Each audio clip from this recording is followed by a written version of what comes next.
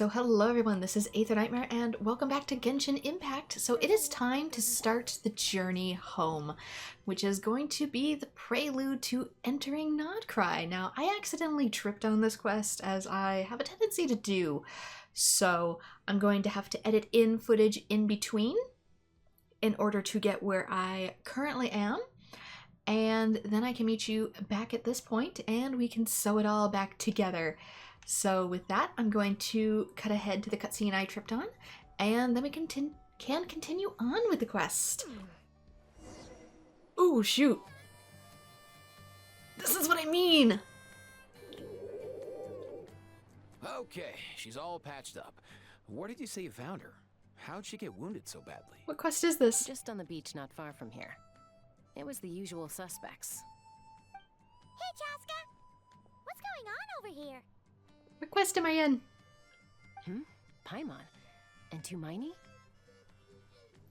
Oh, hey, it's you two. Been a while. We doing some first stages now?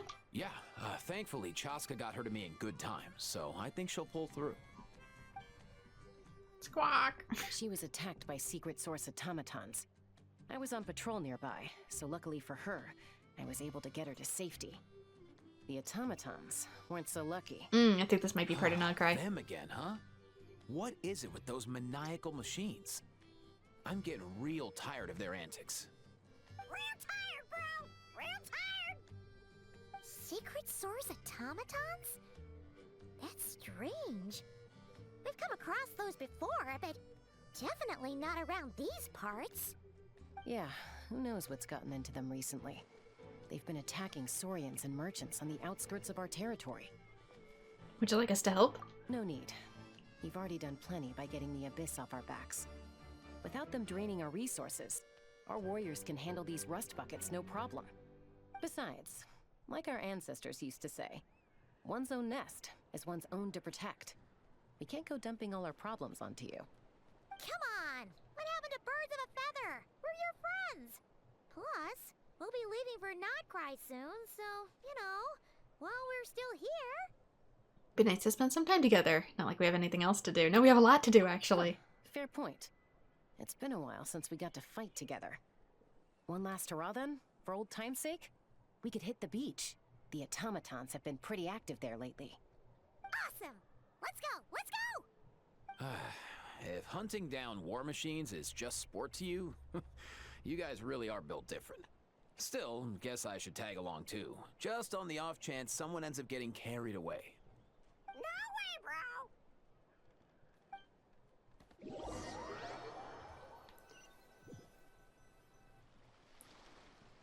A short while earlier. I think I know what quest this is. I do. Where are they? Must find them. Beep, beep, beep. Traveler. Paimon. Then return home. Alright, we should be back from the cutscene interlude. I'm technically still working on Natlan stuff in the meantime, but since I tripped on it, I kind of got to get it out of the way, because it is a little bit in a trippable zone, so it is currently all the way over here. I'm thinking it'd probably be best to tackle it from maybe one of these angles. I figured either up here, or how do I get out? Where I was standing and come down with the birds. I got over there in the cutscene easily enough, but since it has been literal months since I have tripped on it, I don't entirely recall the best way to go about this. No, we are so far off it's not even funny. Okay, what about up here?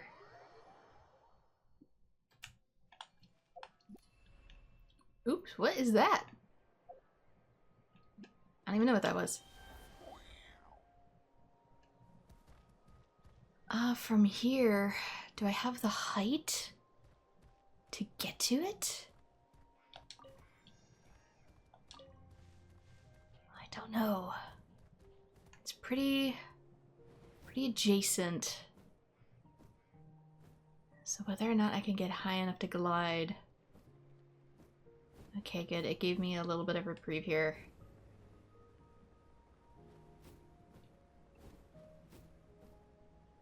I'm gonna have to use everything I got. Alright, we're in pure glide.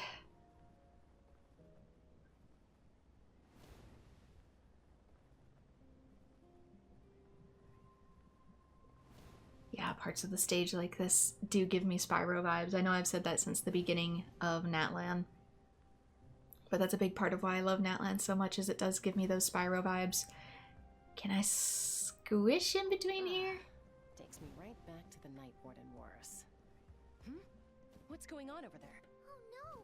Looks like she's passed out! And there's an automaton! Quick, save her! I'm on the way! I kind of hope that if they make a future Spyro game, I know it's not going to be made by the same creators, but I hope it has, like, if it has a more openness to it like this, it takes on that chill vibe. Quick as a flash! On my mark! Drop your weapons! Yeah! Heads up!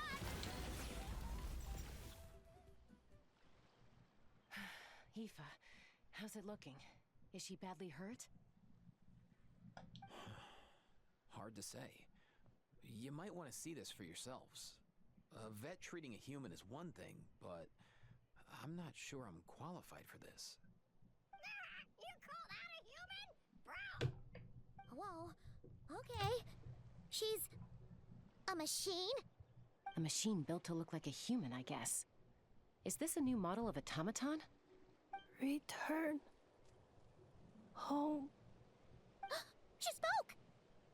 Paimon. Traveler. How do you know my name? What? You heard that too, right? Yeah, loud and clear. She said our names. Oh, take a look at this. I found it on the ground next to her. See the picture on top? That's you guys, right? Really? Wait. A blonde person with a white balloon? That can't be right. I don't know, Paimon. I started re-editing the Fontaine videos, and it seems a little bit right. It's definitely right. I'm trying to see if I can read the letters on it. I can read some of them. 321 163 987 210 321 765. You bet, bro! There's also a cipher disk on it. I guess it needs a code to unlock it. We have two gunslingers here. Can't we just blast it open? Yeah, I wouldn't risk it. I've seen the Scions of the Canopy use similar devices when they're sending confidential messages. If you put in the wrong code or try to open it by force, it triggers a self-destruct mechanism inside. So this message is supposed to be for me. Sure looks that way. Question is, who's the messenger? I guess if we want answers, we'll have to wake her up somehow. So, we gotta revive a high-tech humanoid and crack open a cryptex. I only know one person with that kind of expertise. Shall we? Sounds like a plan! Time to head to the Children of Echoes and find Shilonen! You bet, bro! But has she ever dealt with sentient tech before? And who is you? Song of the Welkin Moon Prelude, The Journey Home. Who's home? Your home or my home? Head to Shilonen's workshop. These automatons. I wonder what lies behind their behavioral patterns. Eva, you're not coming with us? Sorry, dude. I gotta get back to the clinic. That Kukasaur we rescued, I'm sure she'll be fine, but I'd best keep an eye on her just in case. Plus, I don't want poor Kakuku flapping his little wings off trying to keep up with you and Chaska. No way, bro!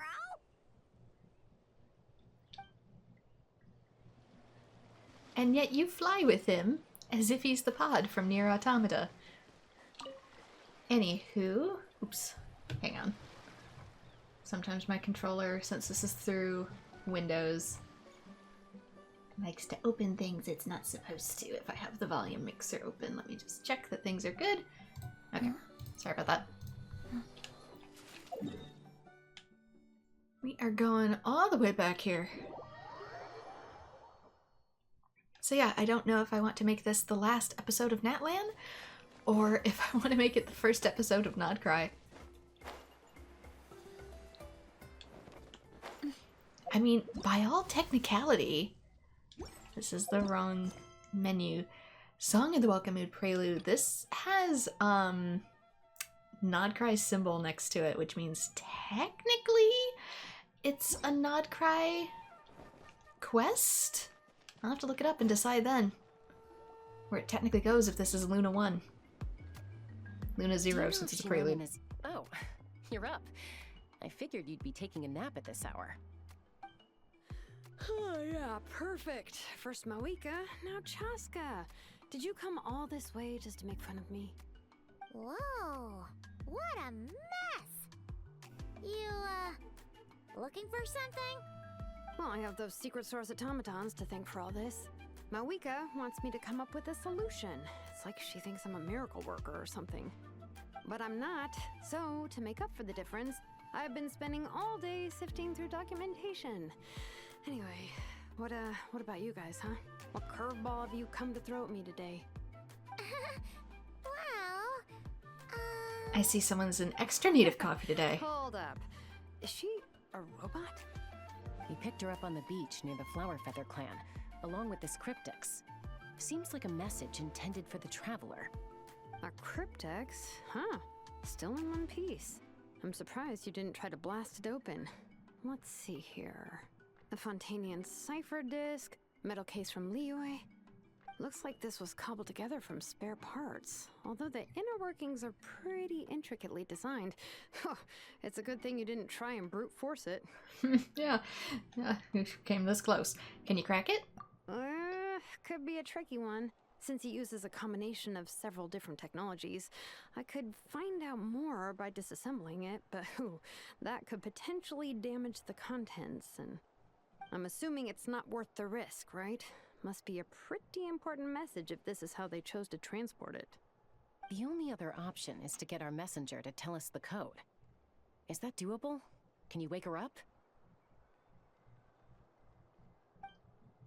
Well, the device in her chest looks pretty similar to the core you'd find on a secret source automaton, but the other components, I've never seen anything like them in Natlan before. I'll see what I can do. Hang tight for a minute.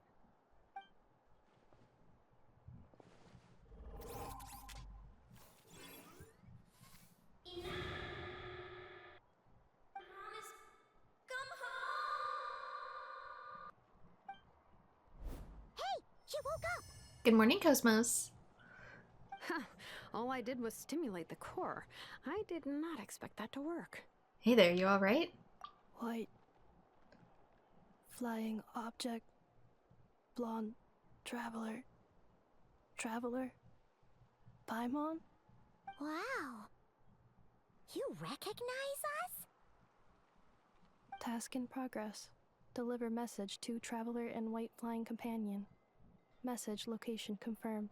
Status delivered. You're pretty smart for a robot. What do you mean for a robot? Can you tell us the code for the message? Code? Oh, maybe not so smart after all. A code? You know, like a number that you put in to unlock the message? Memory. Missing. You're not so smart, says person who also can't solve it. What? Memory missing? Yeah, I heard about those RAM shortages, girl. It's rough out there. Yeah, there's always a snag. Is there anything else you do remember? Besides these two? Your name, for instance? Name. Memory missing. Oh, not again! Why would her memories be missing? Can robots even get amnesia? You said something about returning home earlier. Where's home for you? Any memories about that? Return home. Task in progress. Memory missing. Oh, so that's it then. Her memories are gone for good? Not necessarily. Judging by her reaction, it's possible that her memory integrity isn't compromised, just locked behind an isolation mechanism. Yeah, but what does that mean for us, though? In words we can understand. We gotta crack the lock on the folder. It means she hasn't lost her memories. They're in there somewhere, she just can't access them right now. Like, when you know something, but the harder you try to remember it, the more it gives you a headache. Is that what's going on? Finding near synonyms for headache. Cognition module. Pain. Correct. Difference being I can't use 7-zip to access mine. Robots can feel pain, too? Well, pain can be a useful parameter. Experiencing pain is how baby humans and saurians learn what to do and what not to do. In a similar vein, I've heard that a lot of highly autonomous machines are designed with negative feedback mechanisms for behavioral regulation. Whoa, slow down. Could you simplify that for Paimon? Oh, okay, well, if I call it a curse, is that easier to understand? Imagine if you're a big shot shaman from the Masters of the Nightwind and you send your disciple on an errand to the Flowerfeather clan. To stop him from treating it like a vacation, you might put a curse on him that causes a physical and mental breakdown if he strays from the right path. That way, you can be sure he'll stick to the straight and narrow and won't go frolicking off. Laws of robotics. Basically, she wants them intact so they don't go haywire and cause harm. Sounds like the horror story version of Granny Eatsley that parents tell their kids about. See, Lolly would never take a disciple, though. Would never do something like that. I don't know about that. I don't... I'll go with more disciple. The point is, manufacturers often hardwire restrictions like this into autonomous machines to make sure they operate as intended.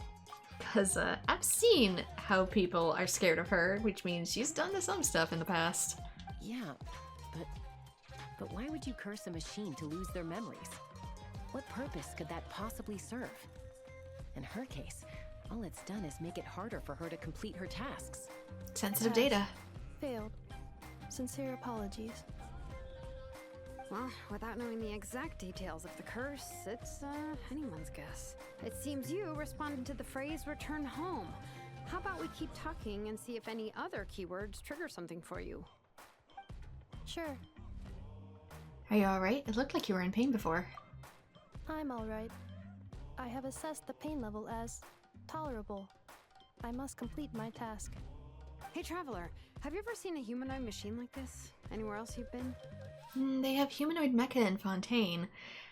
I guess I probably can't spill the beans about elsewhere. Ah, of course. Yeah, some of her joints and a few components look pretty Fontainian to me. Fontaine. They make good pastries there. Hey! That triggered something! Sounded more like a Paimon reaction than a robot reaction. Hey! Never mind that. So, is Fontaine your home? No.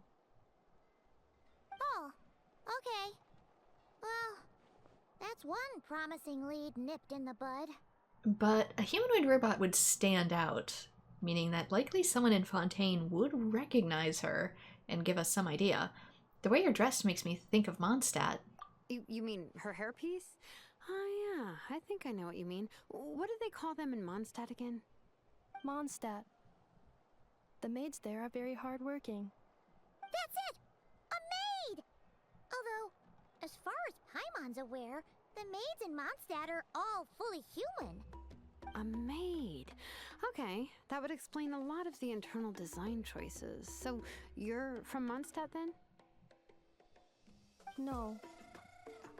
How come she responds so much faster when the answer is no? Sometimes you just know. Fontainian joints, Mondstadt hairpiece. Maybe no single nation is her home. She's just like the cryptex in that sense. A mishmash of parts from all over the world. In that case, where exactly is home to you? Is it where you were built? Where you live most of the time?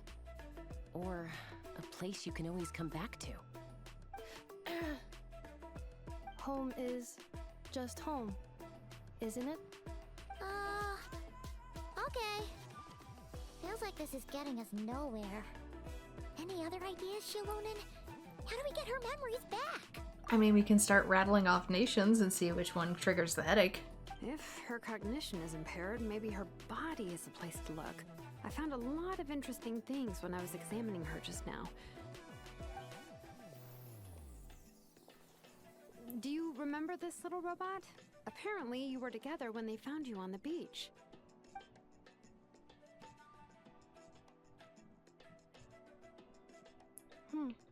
She didn't lose access to all data, she just lost access to a certain subset of data, which means we can kind of naturally deduce based off of what she remembers and what she doesn't. Beep, beep, beep. Oh, Nice! So you remember how to switch it on. Now, could you try doing something similar to your right arm?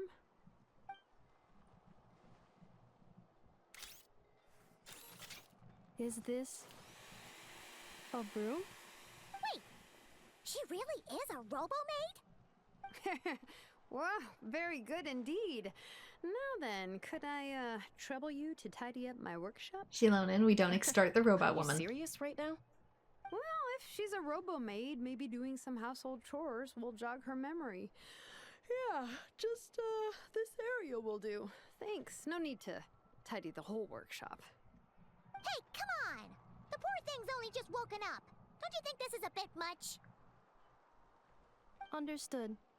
Commencing task. Oh dear, we actually have to do Sorting it. large objects. She's really doing it. Well, guess this counts as progress. Let's see if it leads anywhere. Yeah, the like pieces remind me more of the Persona robots from 3. Oop. Oh, I physically picked them up, huh? Sunjata's Phlogiston Forge Notes. Oh dear. That'll be a pause to read.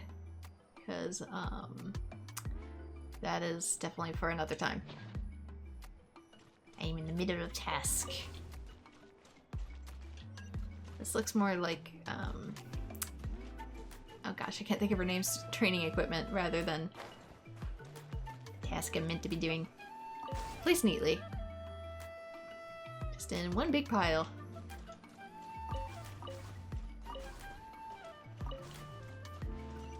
Do I stack here? I stack here. Pick up junk and clean. Floor.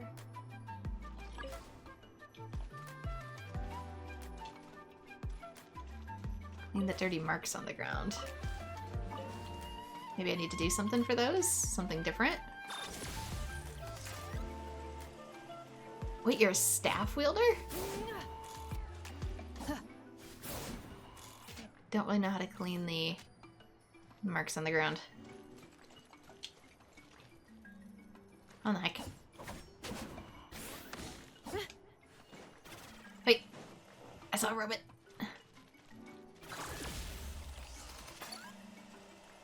Oh, it turned into a vacuum.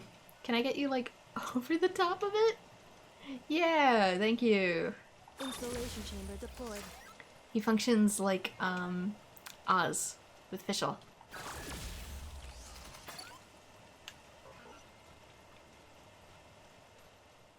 Didn't realize when I initially summoned the, shield. He had an Sorting additional all function. objects.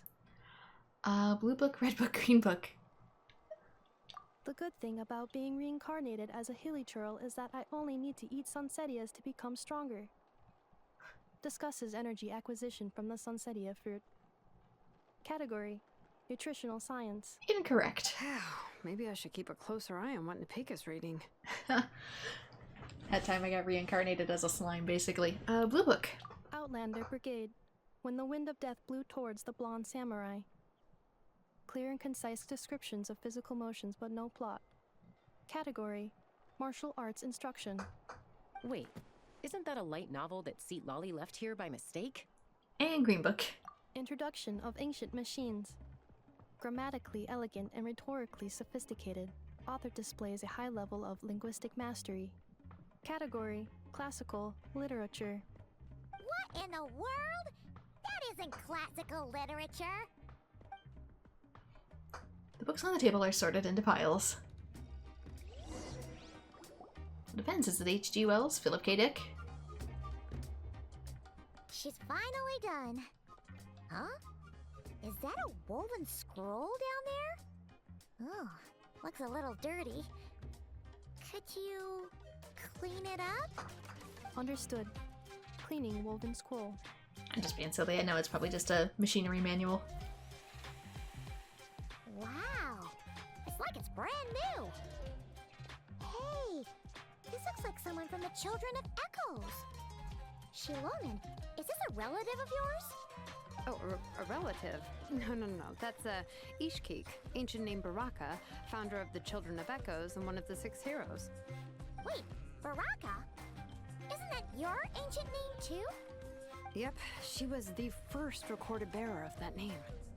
She and her friends went on a mission to defeat the Pyro Dragon. She dismantled many ancient machines built by Dragonkind, hoping to put them to use for the good of humanity. But most of her research was lost to history. It's a real shame. I'm sure we'd all have much easier lives if we had access to all that tech. What happened? Useful stuff like that normally doesn't just get forgotten. Ochkon happened. An old friend of the 6 who ended up ruling Natlan shortly after the war, and went full tyrant. He despised everything to do with Dragonkind, and persecuted everyone who showed any kind of sympathies toward their civilization. He even turned on Ishkik, one of his closest allies. Ultimately, she took her own life, bringing a once amicable friendship to a tragic end.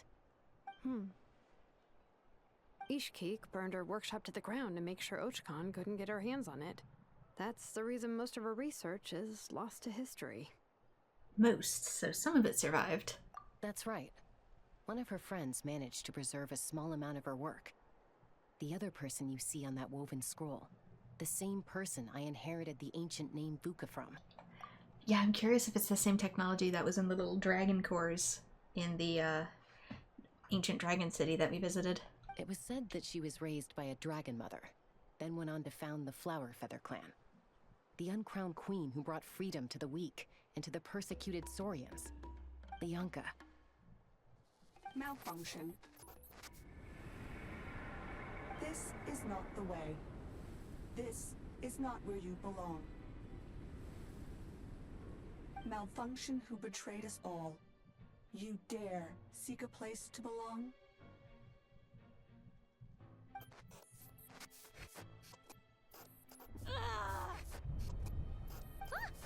What's wrong? Are you okay? Stay back. She can't reconnect to the server, it's freaking out.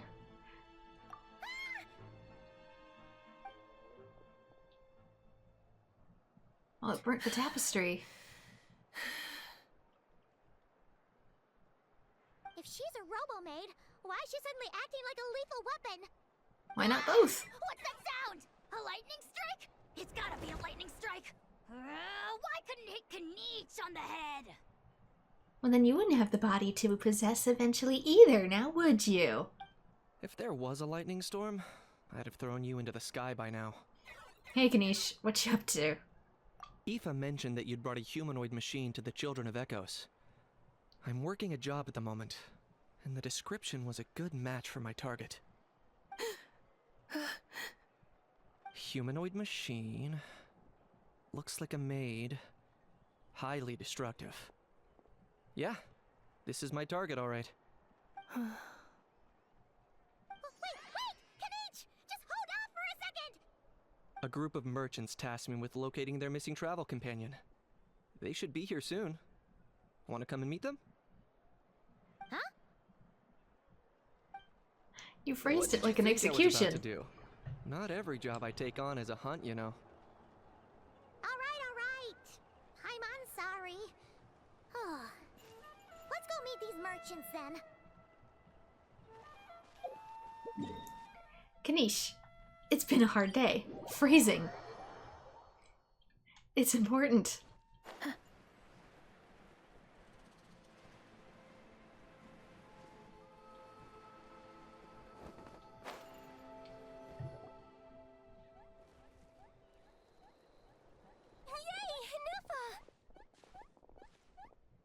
In Nefa?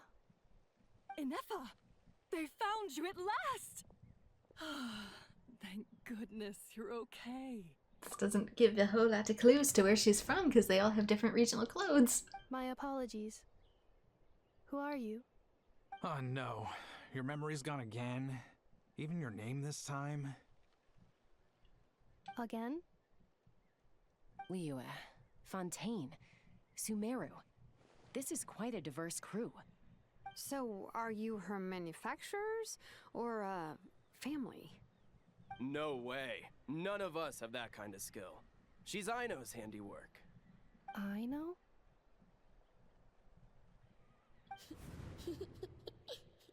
From now on, your name's Inefa. Promise me.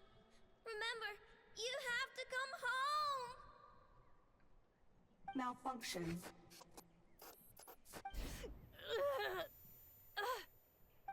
Inefa, are you okay? Looks like she's getting worse. Is this all our fault?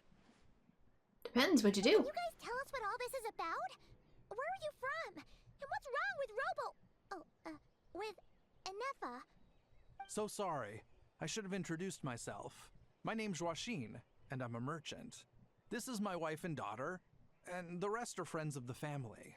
We're all from Nod-krai. Nod-krai? Wouldn't have been my first guess.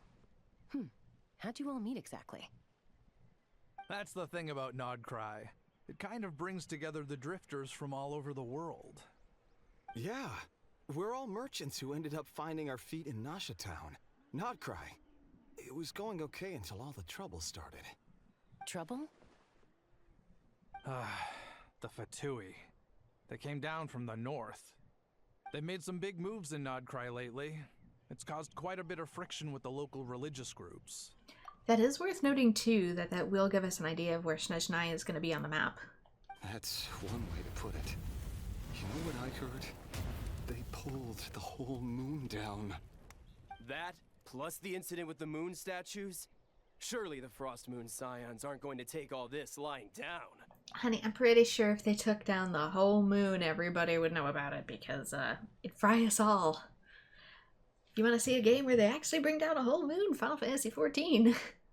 Anyway, there us regular folks were just trying to make a steady living while getting increasingly worried that it's gonna turn ugly. In the end, we figured heading back to our respective homes is probably the best thing for now. So we decided to make the journey together. And don't worry, if you've never played the game, that's not a spoiler. It's literally the opening cutscene. And me?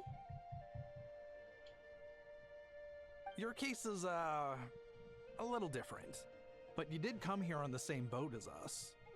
And it was smooth sailing, until we got attacked by those weird machines as we were coming into shore. Weird machines? Secret Source automatons by any chance? Inefa saved us all. She jumped off the ship and told us to leave without her. Really? I did that? As soon as we'd found another place to dock, we looked around for someone to help us. We'd have paid anything to get her back. Hence why our price negotiation went so smoothly. However, the Traveler and party were the ones who actually saved Inefa. And Shalonen is the one who woke her up.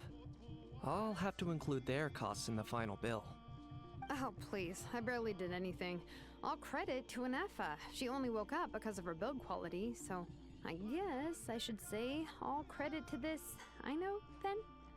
Her core is remarkably resilient. It's a rare find, even among Nalan's source mechanisms. Was Aino the one who modified it? Oh! If so, then we just need to get Aino to come here and fix her! Then she'll get all her memories back! I'm afraid that's not gonna work. The core is most likely just something Aino picked up on one of her scavenger hunts.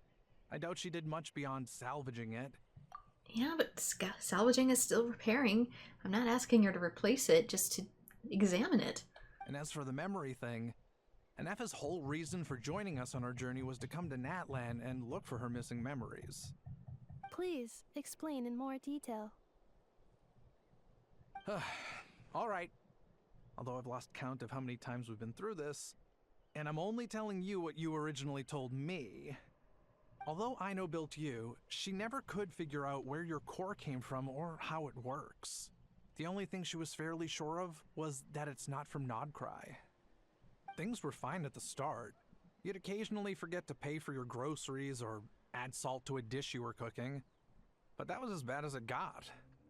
Until one day, you were sweeping the floor, and suddenly you forgot your own strength.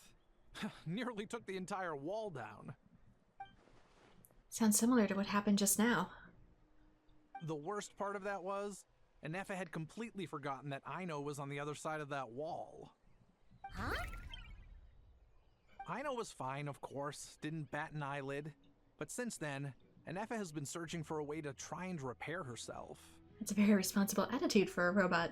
Anyway, for anyone. A bunch of mechanical parts from Natlan showed up in nod-krai recently, and you noticed they bore some similarities to your core. Then you learned that a group of us were planning to return home, stopping off in Natlan on the way, so you tracked us down and joined the crew. Well, does any of that jog your memory? No. Didn't think so. Got stored as a new one instead of unlocking an old one. Has loss always been this serious? No. When we first set off, she'd have the occasional memory lapse, but it only lasted a moment. Didn't really affect anything. I seriously doubt Aino would have let her come on this trip if it had been that bad. But then, the closer we got to Natlan, the worse her symptoms got. She was already in a pretty bad state by the time she went to fend off those machine things. And now? I wonder if that battle just made things worse. Poor Anefa. My friends, I know we've only just arrived in Natlan, but from what I've heard, you're some of this nation's top talents. Is there anything you can do to cure her? Anything at all? I mean, we work with machines, but not Perhaps this kind. Coming to Natlan was a bad idea after all. Well, it's too early to say.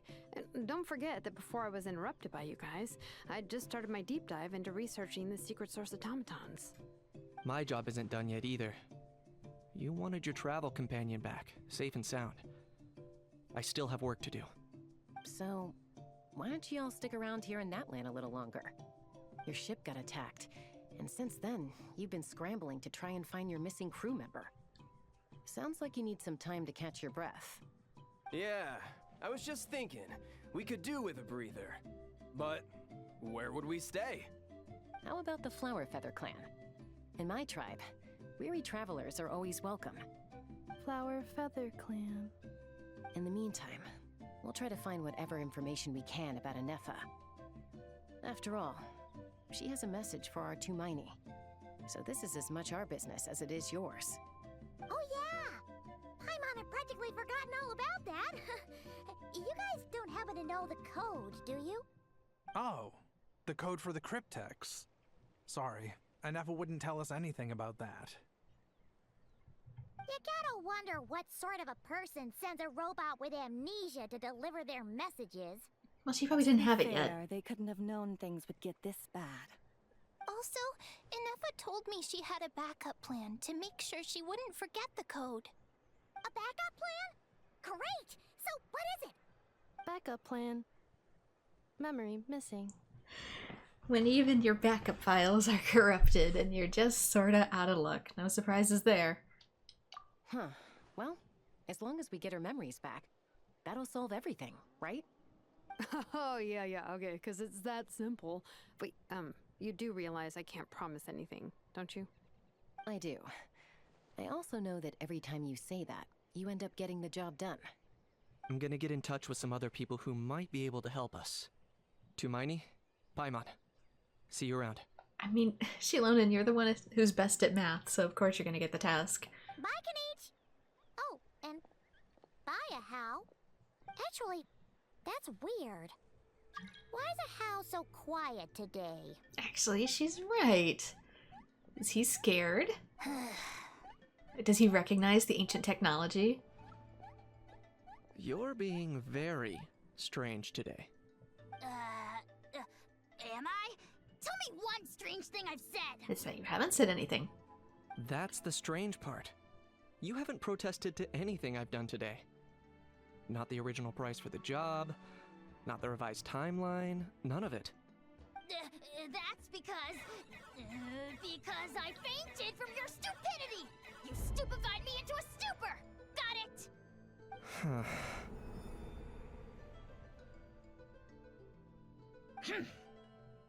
Is something wrong with my memory? Or is that really who I think it is? Who cares? She isn't my problem. A few days later. Yeah, okay, so he probably recognizes her core. The last few days really flew by. Do you think Inefa and the merchants are enjoying their stay at the Flower Feather Clan? Let's go see how they're doing. Okay, Flamelets is complete. Onward to Smoldering. Head to Flower Feather Clan.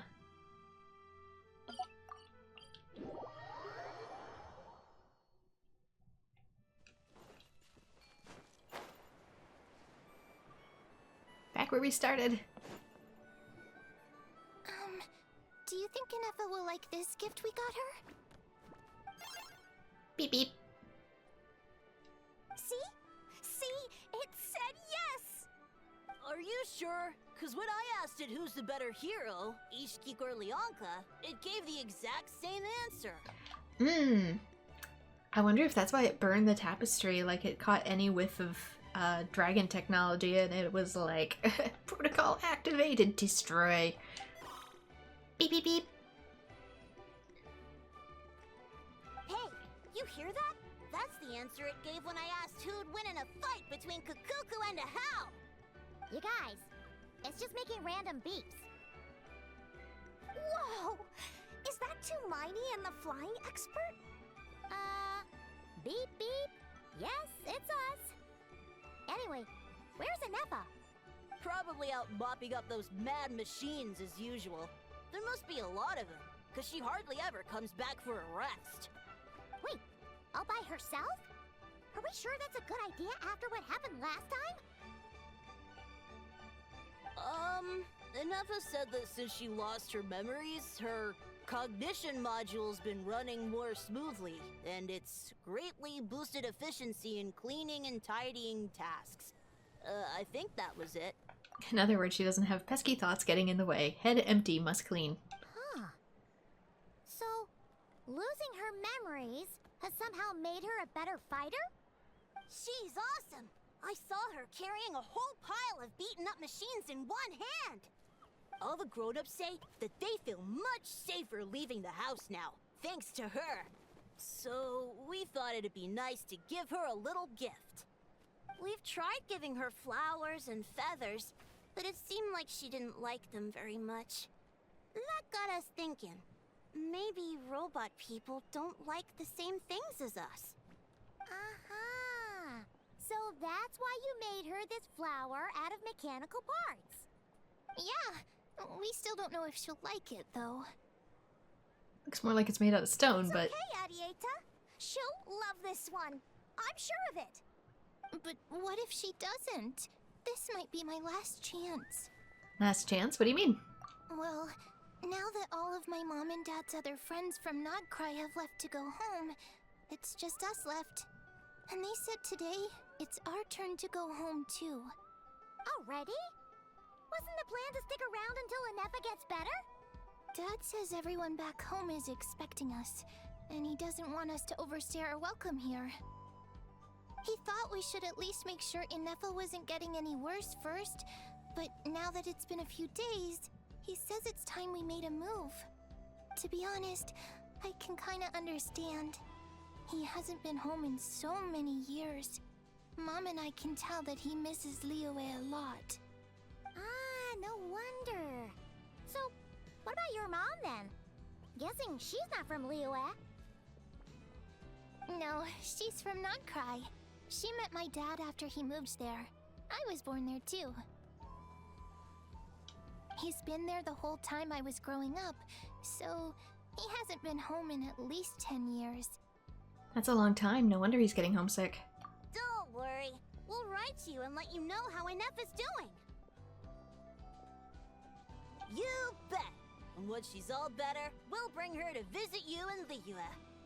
Yeah, so don't worry too much about the flower. I'm sure she'll love it. But even if not, you'll have other chances in the future. Beep beep. Although, I guess we still need to wait till she gets back. I wonder how much longer she'll be. Who knows? Seems like she takes longer and longer every time she goes out. Can't we go take it to her? No, wait. The grown-ups would never let us do that. Way too many of those mad machines out there. What am I gonna do? If she doesn't get back soon, I might run out of time. I can deliver it for you. Oh, really? Thanks, Hermione.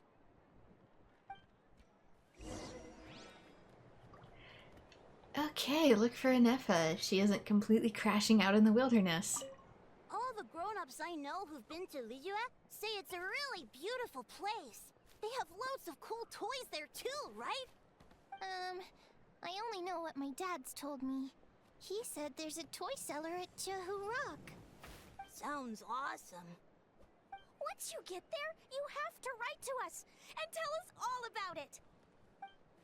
Well, where there's children, they will inevitably be toys. Okay, we're gonna try that again. My flying. I might end up cutting part of it out. As, I am not the best by navigating by Saurian.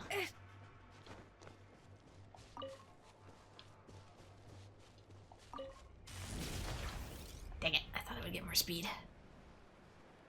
For the jump and then I didn't.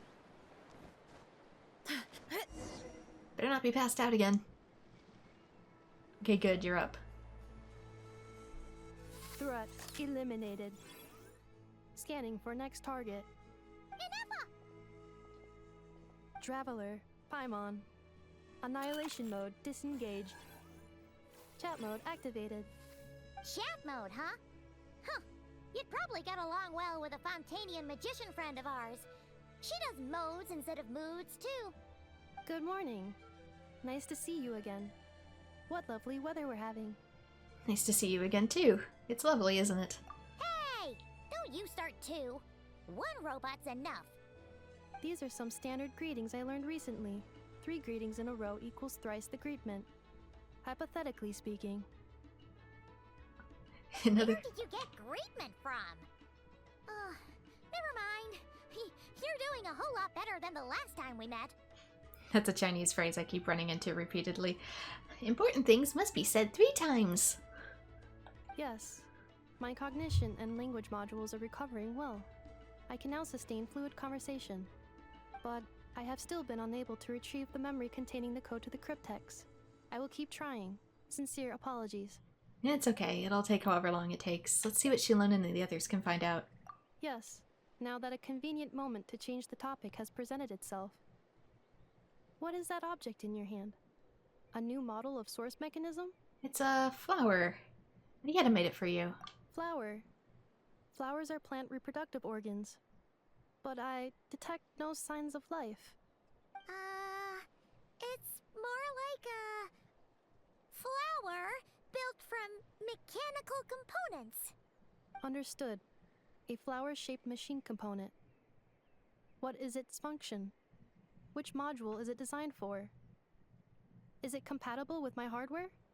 It doesn't have a function. It's just for looking at. You know, a cute little souvenir. Cute little souvenir. But if it serves no function, for what purpose was it built? This conversation just got very deep. A cryptex is for sending messages. Machines are for performing tasks. What about this flower? What is it for? I guess it's to express gratitude. In humans, it would release serotonin in the brain. So that's what they're attempting to achieve with you, even if you don't necessarily have the chemicals to do so. Gratitude? Yeah. If someone helps you out, you help them back. And if someone gives you a gift, you get them something in return. That's how we show gratitude to other people. The Flower Feather Clan took me in, so I'm neutralizing threats near their territory. Like that? Yes, exactly. You got it. So, it all makes sense now, right? But Is this not tit for tat? I heard Mr. Kenichi use this term. No, that's completely different. Ideas like this can take some time to fully grasp. To start with, will you accept the flower? I will. Gratitude. In terms of its purpose, think of it as a memento of your friendship. Memento? An object that symbolizes an important memory. It's for remembering something or someone by. Important memory. Memento.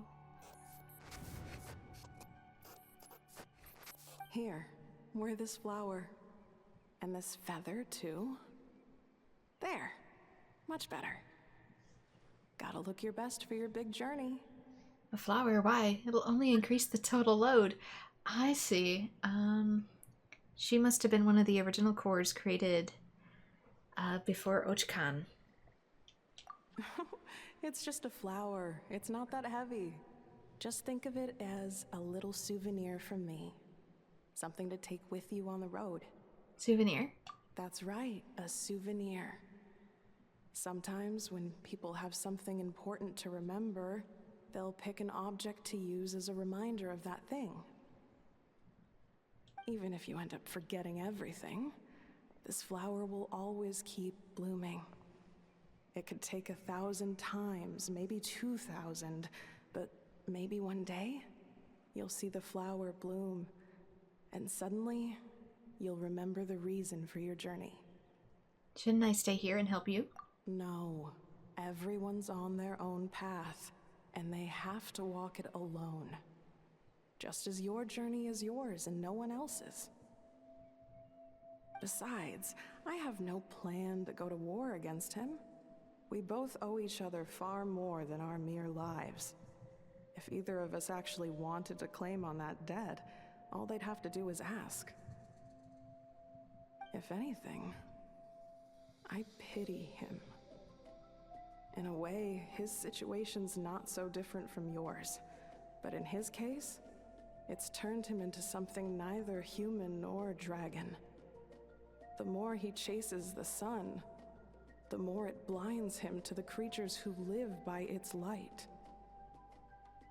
You were once, well, she was once the enemy of humankind. And Ochkan doesn't care to distinguish between you and her like Ishkik and I do. He sees you as the same being. So if you stay behind, and especially if you help me, it'll only stoke the flames of his blind hatred even further. But... Come on, you have bigger things to worry about than me right now. You have a huge journey ahead of you. That should be your focus. Have faith. This tribe will kneel to no one. They will never be slaves. If they lose their leader, someone else will take up the mantle. Heck, even a child who's barely learned how to walk could do it. All right, time to go. Some things are destined to be forgotten. Don't let it get to you. In 1,000 years' time, you'll have a life far, far away from here. So go. Cross the ocean. Find a new place to belong. You can't receive the directive. The directive to destroy humankind that was in Natlam. Although, I'm pretty sure I liquidated that darn dragon server. Technically, Tarsus liquidated it. You dare seek a place to belong? Inefa? Inefa, what's wrong? I was... Sincere apologies. My cognition module crashed for a moment. It is now fixed. Is it because you've been fighting for too long? Oh, you need to rest. Come on, let's get you back. Back? Back to the Flower Feather Clan? Yeah, of course. Everything else aside, Adieta and her folks will be leaving soon. Don't you want to say a proper goodbye? Is something bothering you? Yes. The closer I am to the Flower Feather Clan, the more erratic my cognition module becomes. Occasionally, unidentified data surfaces from my memory banks. You never had a similar reaction to this when Shilonen said the name Lianka. That was probably her. Memory data? So, what about that curse Shilonen mentioned? Does it not hurt to remember anymore? It does. Even now, it still hurts. I have merely switched off the corresponding facial expressions to avoid making other people uncomfortable. Is that the robot equivalent of, I'm just used to it now? Or I'm fine? But if I do not recall my memories, I cannot complete my task. So, is this why you've been spending so much time out here? When memory data surfaces, there is a high probability that my cognition module will crash. This constitutes a safety risk. Therefore, I have been spending time away from the tribe. A safety risk, like what happened at the Children of Echoes. Come back with us. No need to worry about safety risks with us around. Yeah, exactly! Whatever happens, we'll make sure things don't get out of hand. Maybe going back to the tribe will trigger some useful memories. Arietta would really like to say goodbye to you in person. Assessing relative combat capability. Paimon, approximately 1/5. 1/5? Of what? Traveler. Risk mitigated. Strategy accepted. She's assessing which one of us can probably take her down. Great, let's go. But Paimon had 1/5? Paimon, what you been hiding?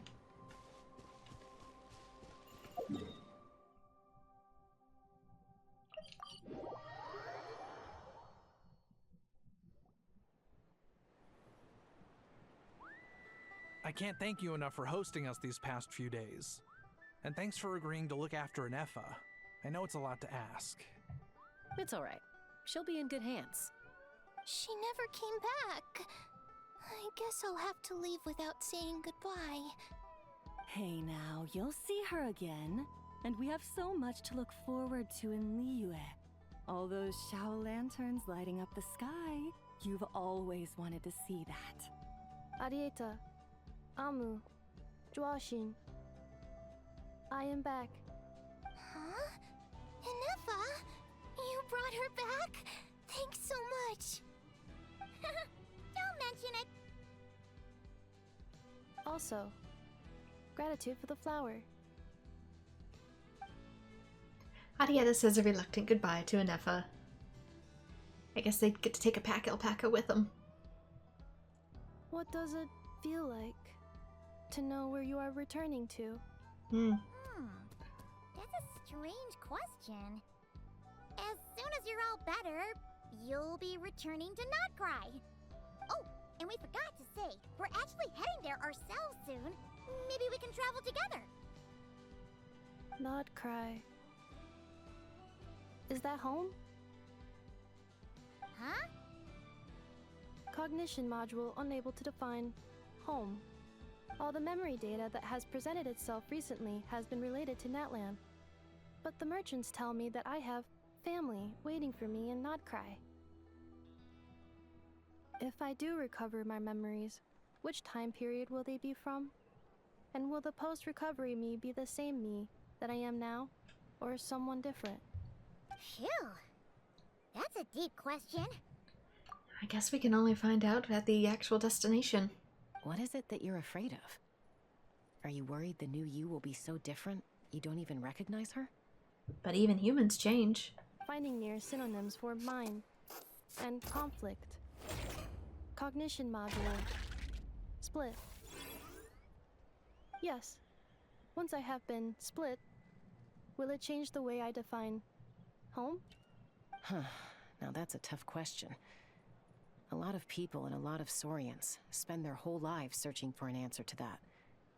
But if you want my opinion, home is somewhere you can always return to, wherever that might be.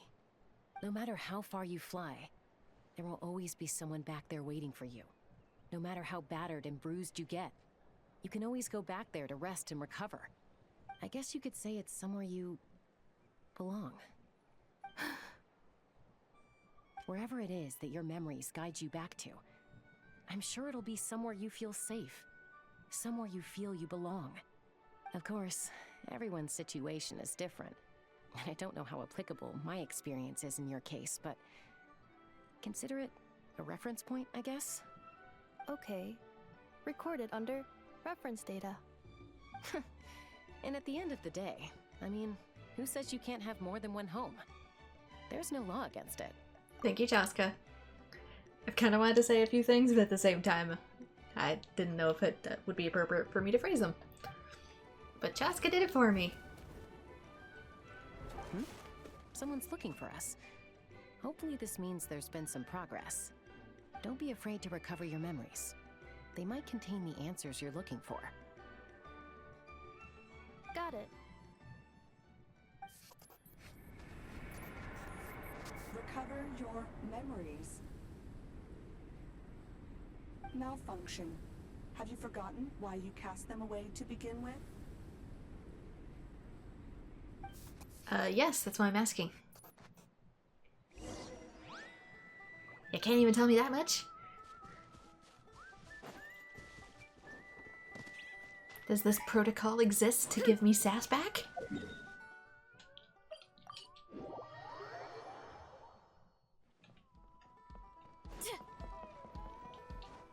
Hey, Seat Lolly. There we go. Couldn't get over the rail there. It's Seat Lolly. Didn't think it'd be you. Why? Don't you think I'd want to do my part to help the Traveler? And anyway, no one's more qualified than the Masters of the Nightwind when it comes to Natlan's ancient history. Ancient history? Wow. Even by Seat Lolly's standards? If you think I didn't hear that, you're sorely mistaken. But anyway, back to the matter at hand. I don't know if you noticed, but Kenichi's little sidekick has been acting a little strange around Inefa. Yeah, you could say that again.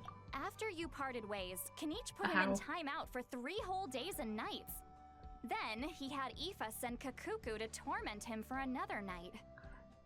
He had it coming though, poor Hao. Finally, Hao got so infuriated with Kakuku's pestering that he lost his cool and let slip a crucial piece of information. 2 words. Sovereign Ruler. Sovereign Ruler? So what? Isn't that just how he introduces himself? It is, and I always assumed it was a load of hot air. But apparently not. Turns out the title refers to the 13 Dragon Lords who ruled Natlan in ancient times. Think I've heard of them? Wait, really? How? It took me forever to figure this out. Like I said, I've been to the ancient city. Anyway, the 13 sovereign rulers are not ordinary dragons, but forms of artificial intelligence created by the Pyro Dragon using secret source technology. They had superior intelligence and greater authority than even the ancient dragons themselves. Each ruled over a portion of Natlan's territory. But one by one, they disappeared during the war with the heroes. Even most of their names are unknown now. Long since buried in the sands of time. Okay, I don't think it covered this part, which is probably why even Seat Lolly was like, you're full of it. If we hadn't managed to pry that tidbit out of a Hao's mouth, I would have had no idea where to even start. I always thought that little monster's biggest claim to fame was arguing with Kakuku for an entire day. He has quite a history then, huh? Which of the 13 was he? Not a clue. So far, he has staunchly refused to reveal which of the sovereign rulers he was. My guess is that he doesn't even remember. Remember, these rulers were supposed to be powerful forms of artificial intelligence. And Hao, well, it hardly seems like he's still in his prime. I'll bet he's lost most of his memories and power by now. Lost memories. Yet, despite that, Hao seemed to sense the presence of a fellow sovereign ruler when you were nearby. Specifically, it's the core in your chest he was reacting to. What? Inefa's a sovereign ruler too? Could be. Kenich and Aoife have been keeping a close watch on Hao, in case he reveals anything else. But so far, It seems like those 2 words are all he remembers. I mean, we could always get the Pyro Archon to bully him into doing chores again until he lets it slip. Darn! So the trail's gone cold. Not completely. There's also Lianka and the Flower Feather clan, both of which have triggered a response from Inefa so far.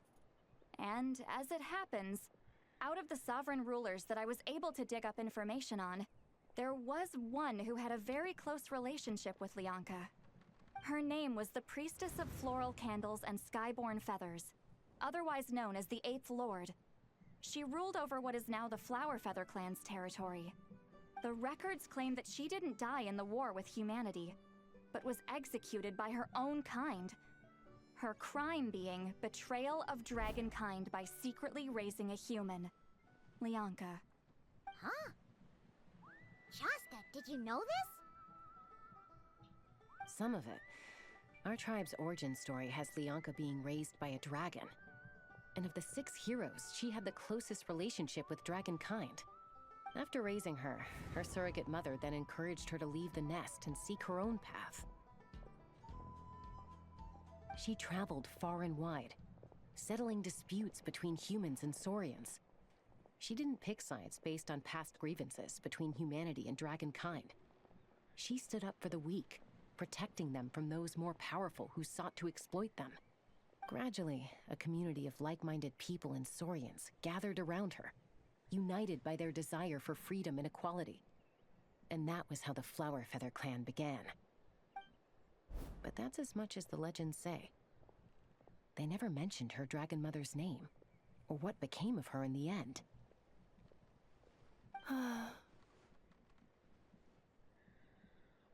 Yeah, I wonder too if they used to have like bigger robot bodies too. Hence, why Hao has a different form that he takes in his ultimate. Inefa? Oh, sorry. My cognition module is acting up again. At some point during this conversation, it started behaving very erratically. And remember too, a lot of dragonkind in Natlan originally did try to digitize themselves in one way or another to gain new forms. You mentioned that the Priestess of Floral Candles and Skyborn Feathers was executed. Might I ask how? Unfortunately, the humans of that time weren't privy to all the details of dragon affairs.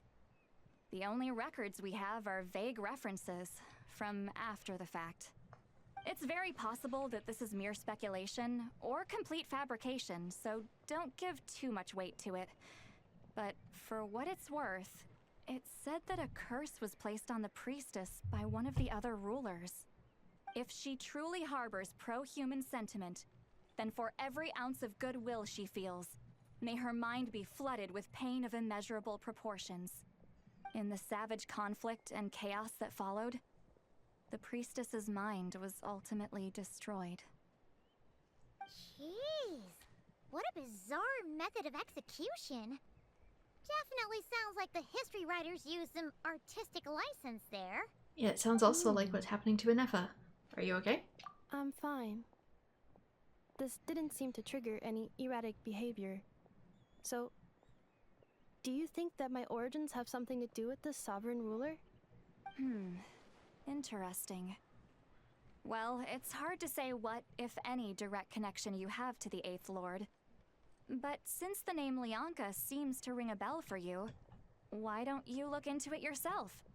I brought some woven scrolls with me that might be useful. Have a look if you're interested. Here, take them. You mean me? What do you mean you mean me? I do see a little dragon pattern on them too. Dragon-ish pattern. Oh no, maybe that's trees. They were upside down. Don't say anything. In a moment, I'm going to leave. I need you to join me, discreetly. Am I hearing your thoughts? Are you still not used to this? It's just a little spell based on our prior experience. I'll explain everything shortly when you catch up with me. Well, I need to get going now.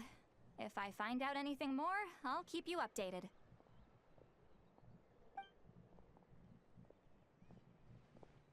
Gratitude. Goodbye. Bye, Sweet Lolly. Now's your chance.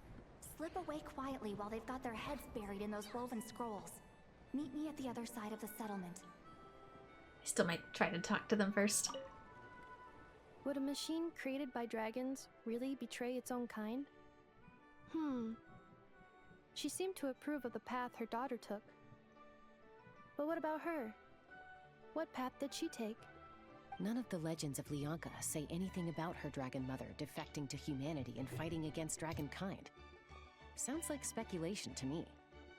Maybe the other sovereign rulers just didn't trust her. It sounds like humans maybe didn't fully trust her either. Just because she was kind to one human doesn't mean that humans suddenly trust dragons. So mean!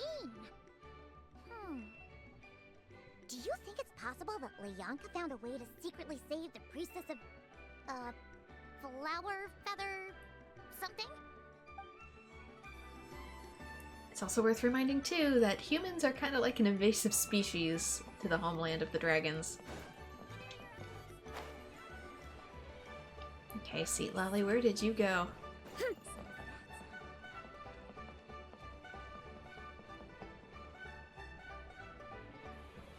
Hello, traveler. Shilonen, what's going on? Well, Seat Lolly hasn't told you everything.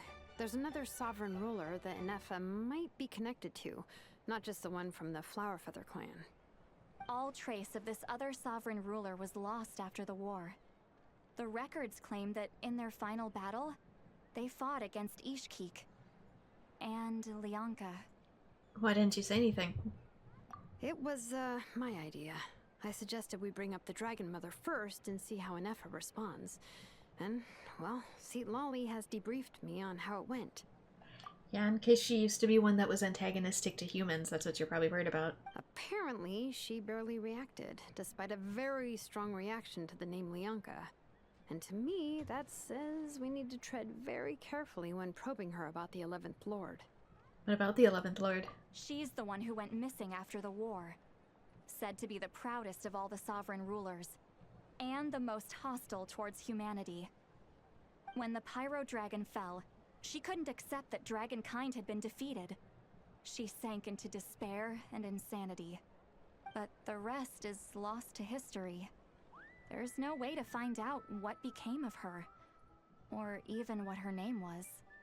Remember, though, in essence, these sovereign rulers weren't physical entities, but pure intelligence, built with secret source technology. I mean, who knows what happens when a manufactured mind goes mad?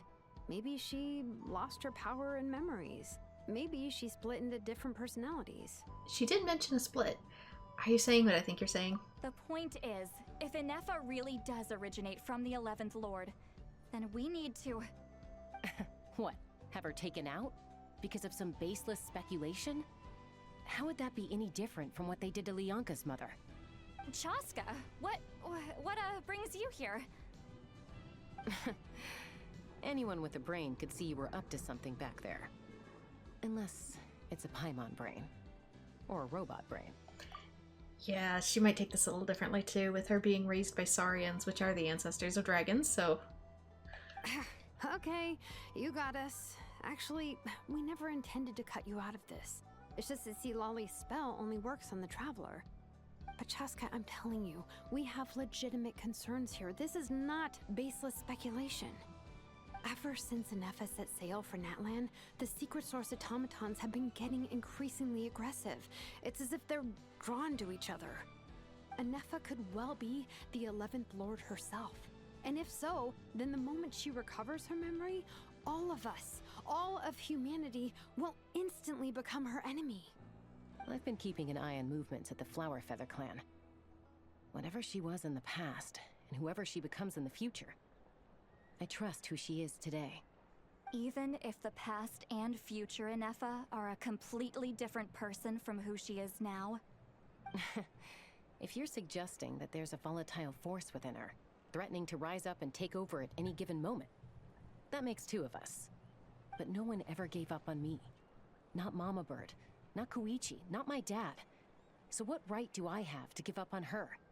If Leonka was here, I have every confidence that she'd say the same. Besides, even if the 11th Lord rises again and declares all of us her enemy, the solution is simple. We defeat her. The heroes managed it, so there's no reason we can't too. I mean, she did assess me for that, especially with Tumaini on the team. Fine, fine. I had a feeling this might be your reaction. Look, I get it. You're only acting like the villain here to make us realize how serious the situation is. You know how I know that? Because when I was a kid, they brought me to you for treatment, and you didn't give up on me either. Yeah, well, playing the villain is a force of habit for old Granny by this point. Just know you've been warned, all right? Watch out for any new developments and make sure you know where she is at all times. That really sounded like a granny talking to a rebellious teen. I mean, they are compared to her. Hey, the spell hasn't worn off yet, you know. I'm aware.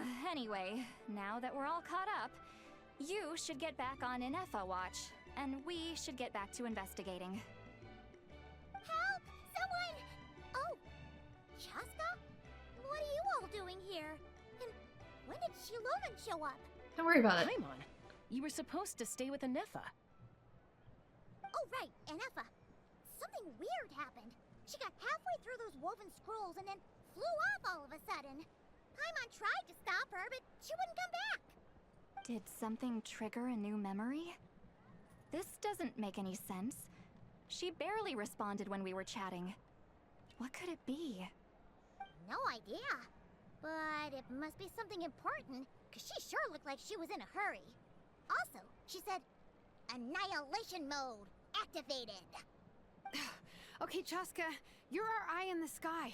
Find out where she's gone. We'll inform everyone else. Tell them to be on high alert. Roger that. Alright, I'm coming with you. Wait, don't you want to discuss this first? Hey, wait up! We can run and discuss. Oh. Take me up. Alright, can I... Oop, let's go a little lower, please. There we go. Gotta remember the controls for this. Slow down! Paimon's gonna puke! Give it the program, Paimon.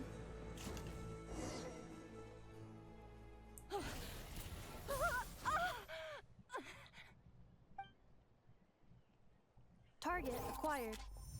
Activating annihilation mode. Whoa, are these all secret source automatons? Let's take him out. Somebody Okay. needs to be a medic back there, though. Reinforcements have arrived. Traveler, Paimon, Chaska. Gratitude. Not now. Save it for later. Yeah, I noticed her voice is really different depending on what quote-unquote mode she's in. Get on up. I just needed your particles to charge and I get nothing. Cloud converge. Defensive mode engaged. Antenna! Grant me strike! Hero incoming! Headbutt! Yeah, I wonder if this counts as her story quest. On top of being MSQ.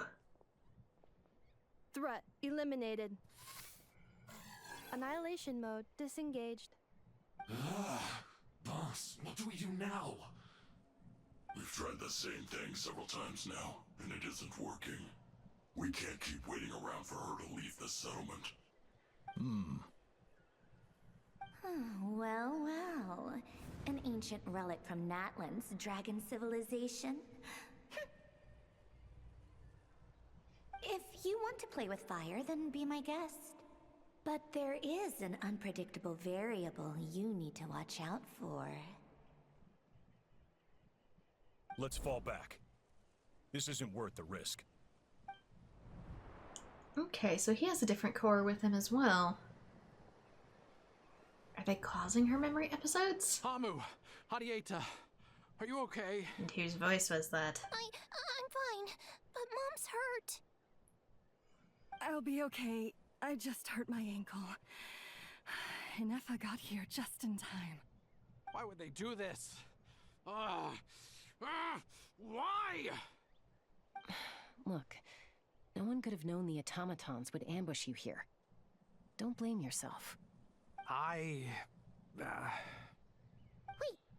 how did Inefa know to come here? Did she sense that they were in danger? Yes, I heard The secret source automatons. Talking. Well, that's interesting. Even now, I still hear them. Really? Paimon doesn't hear anything. They probably use Hypothesis. things like RF waves. Language module requires translation functionality. Please wait. Radio frequencies, IFF signals. Ineffa dismantles the automatons. Finished. Please try again. Whoa, that was quick. How come you're so familiar with their architecture? I have seen them many times before.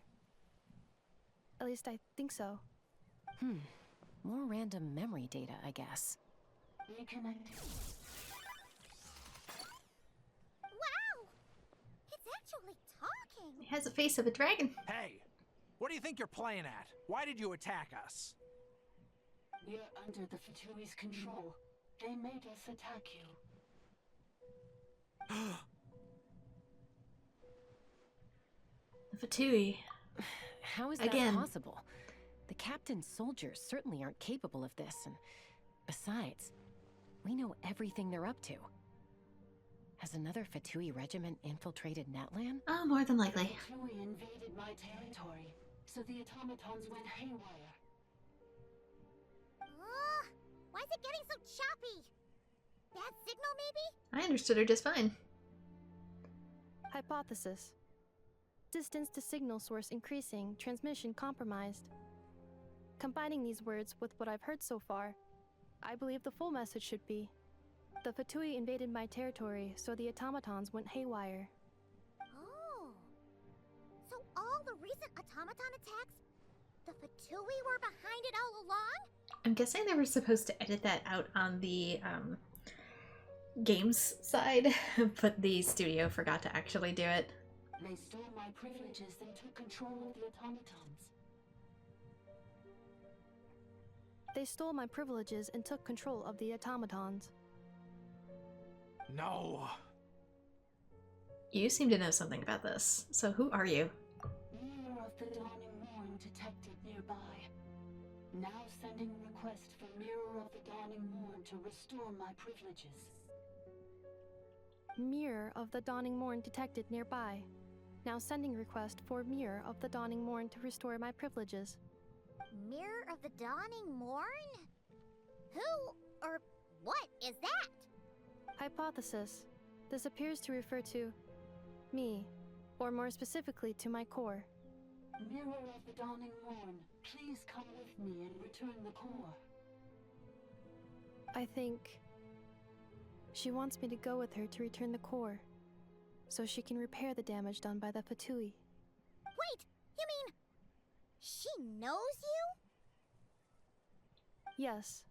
Before the translation began, she referred to me by a different name, 11th Lord. Oh, cat's out of the bag. So Ineffa is the missing sovereign ruler who fought against the Anka. What?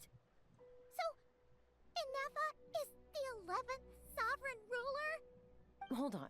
This automaton just attacked us moments ago. We shouldn't trust everything it says. You say Ineffa is the 11th Lord. What proof do you have? Return to the 8th Lord's territory, and you can restore all of your memory data.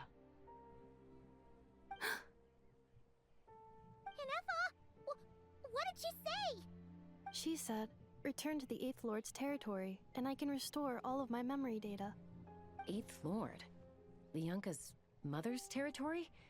What does the 11th Lord have to do with that? You were split, then exiled, and finally reborn. Ugh, this is getting weirder by the second. What did she say this time? Excessive signal interference. Unable to translate. The signal should improve as we get closer to her territory. Traveler, Chaska, shall we proceed? It sounded like she said that we were split and in Wait, essence reborn. You should think this through carefully. I may know a thing or two about the Fatui regiment that entered Natlan recently. They're kind of a special ops team. Definitely not your average soldiers. You're getting sus, man. They've been showing up everywhere, hungrily searching for secret knowledge about all kinds of ancient civilizations. They say they're trying to make some sort of inference. The leader of this regiment is a harbinger based in Nod-krai, known as Marionette. Marionette? How exactly do you know all this? I, heard bits and pieces at the market in Nashatown. Sure. I figured they were just rumors. Didn't realize it was true. I think Marionette's the one who made Catherine. Is that right? How come I'm only hearing about this now? I'm sorry. I was so preoccupied with getting ready for the journey, and like I said, I thought they were just rumors anyway. Didn't want to worry you. So these Fatui are soldiers, huh? Who's stronger, them or Inefa? Inefa, of course. But still, maybe you should tread carefully here. Inefa's already had to rescue us so many times now. I'd be mortified if anything happened to you. You're right. First things first. Amu's injured. We should take her back to the tribe and get her checked out. And as for this 11th Lord business, we need to discuss this with the others before deciding how to proceed. An 11th Lord with their memories back will probably see humanity as their enemy. Shilonen and Seatlali's worst fears might be coming true. We need to tell them. Yeah, I wonder too if he's a whole part of it and he's like, they never told me they were gonna hurt my wife. Having second thoughts. I know the news about the 8th Lord and Marionette is very concerning. But we should probably come up with a plan before checking things out. Understood. Destination cancelled.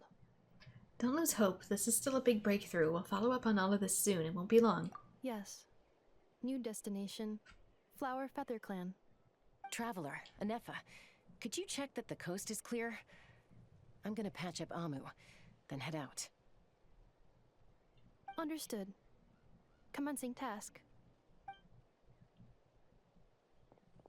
Arieta, I need you to go keep Mom company while the doctor takes a look at her. Dad has some things to take care of, so I'll be staying out here a while longer.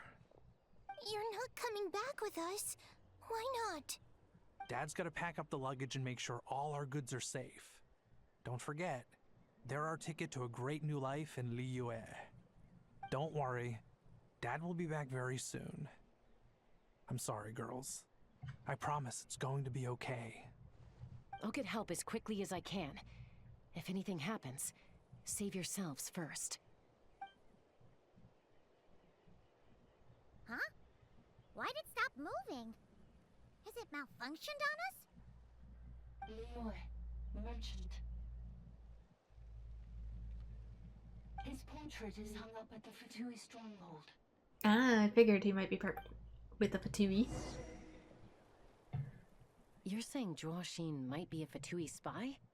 And he's staying behind as their eyes on the ground. But should we really leave Inefa here too? Not that I don't trust her, it's just... Are you sure you'll be okay keeping an eye on her by yourself? I'll be fine. I wonder too if I can maybe understand the robots a little bit better. Like maybe it's not an editing error as much as that's what everyone else hears, but maybe with my connection to everything else, I can hear them normally. If we get anything more out of the automatons, she's the only one who can make sense of it. You're not wrong. We need all the intel we can get on Marionette and the Fatui. As far as I'm concerned, they're a bigger threat than any sovereign ruler. Still, even with your abilities, be sure to stay on your guard. And not just because of the Fatui and the 11th Lord. It's that automaton too. I'm still not convinced we can trust it. Why the sudden request for assistance from the 8th Lord's territory? Are we supposed to believe that Lianka's mother survived? Surely there'd be at least some mention of that in the tribal legends. I don't know. Something just doesn't add up. Hey, Chaska! Amu's ready to go! That's my cue. I'll be back with the others as soon as I've gotten Amu and Arieta to safety. If you have to leave the area for any reason, be sure to leave a trail. I will.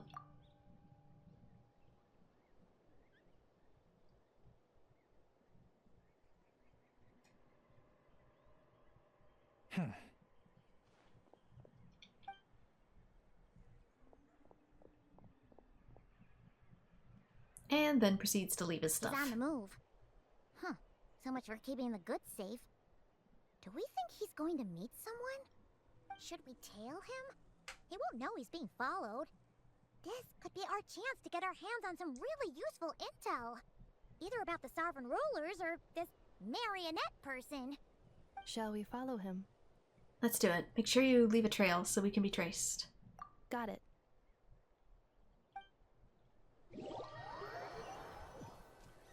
Stealth mode activated. Would it not be even stealthier to just not say that out loud?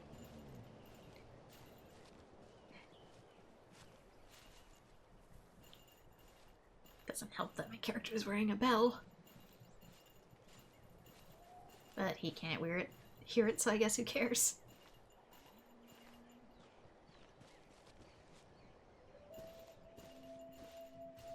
You think that'd be loud right in your ears, but whatever. Keep your distance and follow. It's very slow, but steady.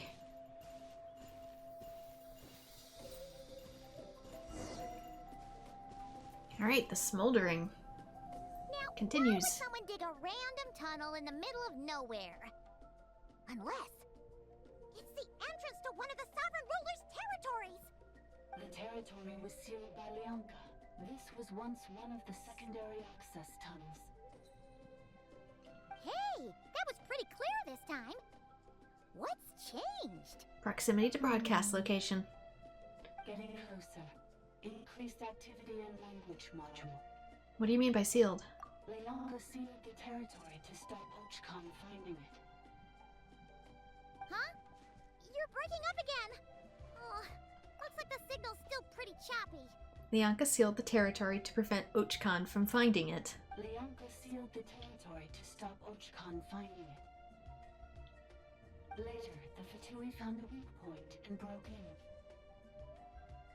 Sounds like those Fatui have made this their stronghold. Well, this is probably a good point to stop and wait for reinforcements. What do you think? Inepa? Oh no! What's she doing? She's charged right in! We took our eyes off the robot. I take my eyes off of her for 2 seconds and now this. Traveler, are we going after her?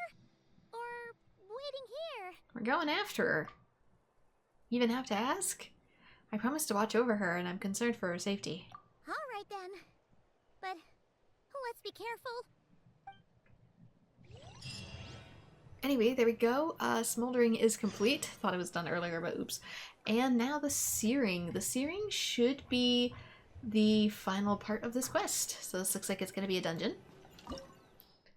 Obviously, we're probably going to get instant access to Veressa. I might change you to official for now. Just because it wants me to bring her water.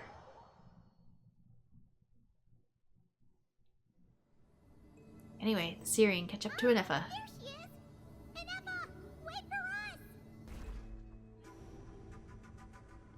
us! Ooh, there's one of the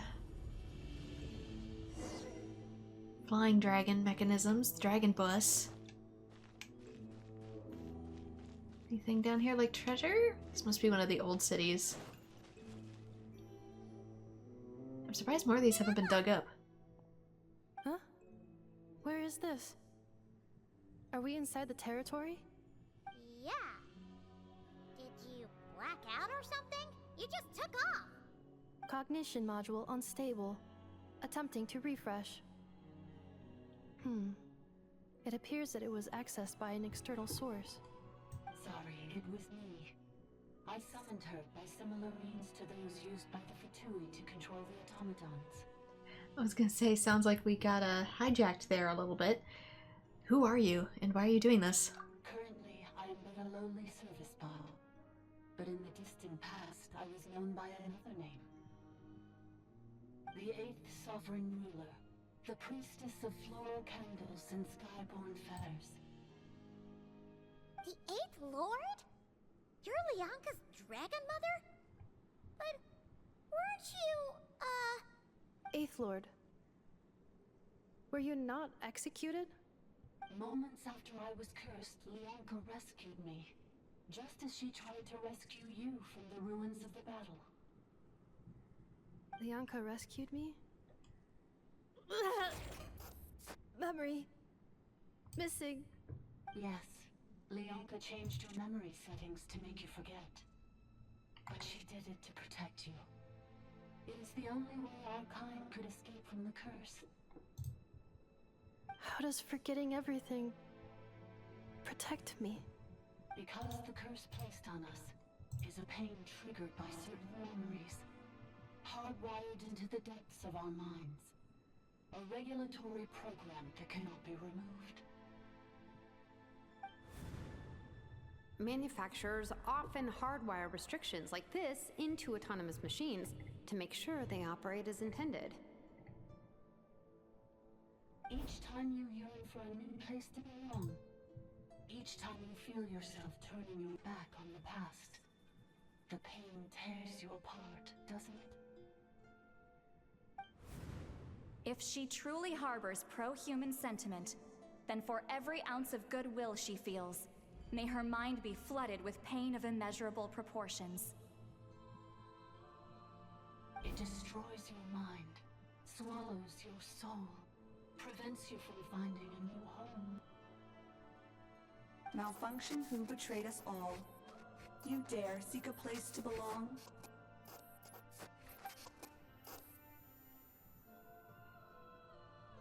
I'm surprised they let her keep anything at all. Forgetting everything grants temporary relief from the pain. It stops your mind from being crushed by the weight of the conflict within. But since you are rebooted, you began storing new memories and started finding the desire to belong emerge once more. Things were fine at the start. You'd occasionally forget to pay for your groceries or add salt to a dish you were cooking, but that was as bad as it got. From now on, your name's Enougha. So too has the exile's curse resurfaced, forcing you to forget all over again. This is a lot to process. So who actually cursed Enougha, and why did they do it? Didn't you say you were cursed too? How come you can remember everything? Do I get to go through all of them, or do I have to pick one? Crud. I guess I get no answers. Privileges overridden. Come quick. Stop the futility. And why do they want to mess with me? That's the other question. Hey! Please finish what you were saying! It's gone silent. What now? Find somewhere where the signal's better? It must want us to go further in, right? Well, looks like there's no going back now anyway. This is just a secondary access tunnel. If we make it to the center, there should be other routes out of the territory. Please come with me. It is my fault that you're trapped here. I must ensure your safe return. Oh, don't look at it like that. We gotta make sure you get back safely too. Whether that's back to Natlan or back to nod-krai, you have people waiting for you in both places. Yes, I too must return.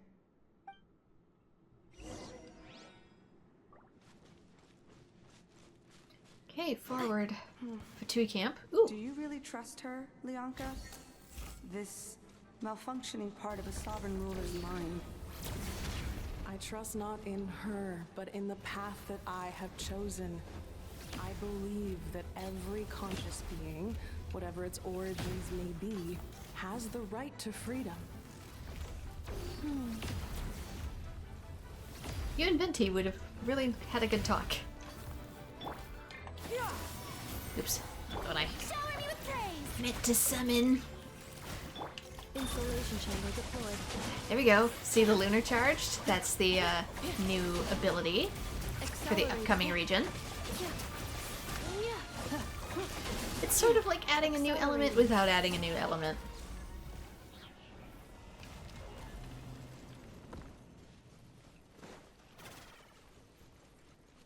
But yeah, Fatui camp here.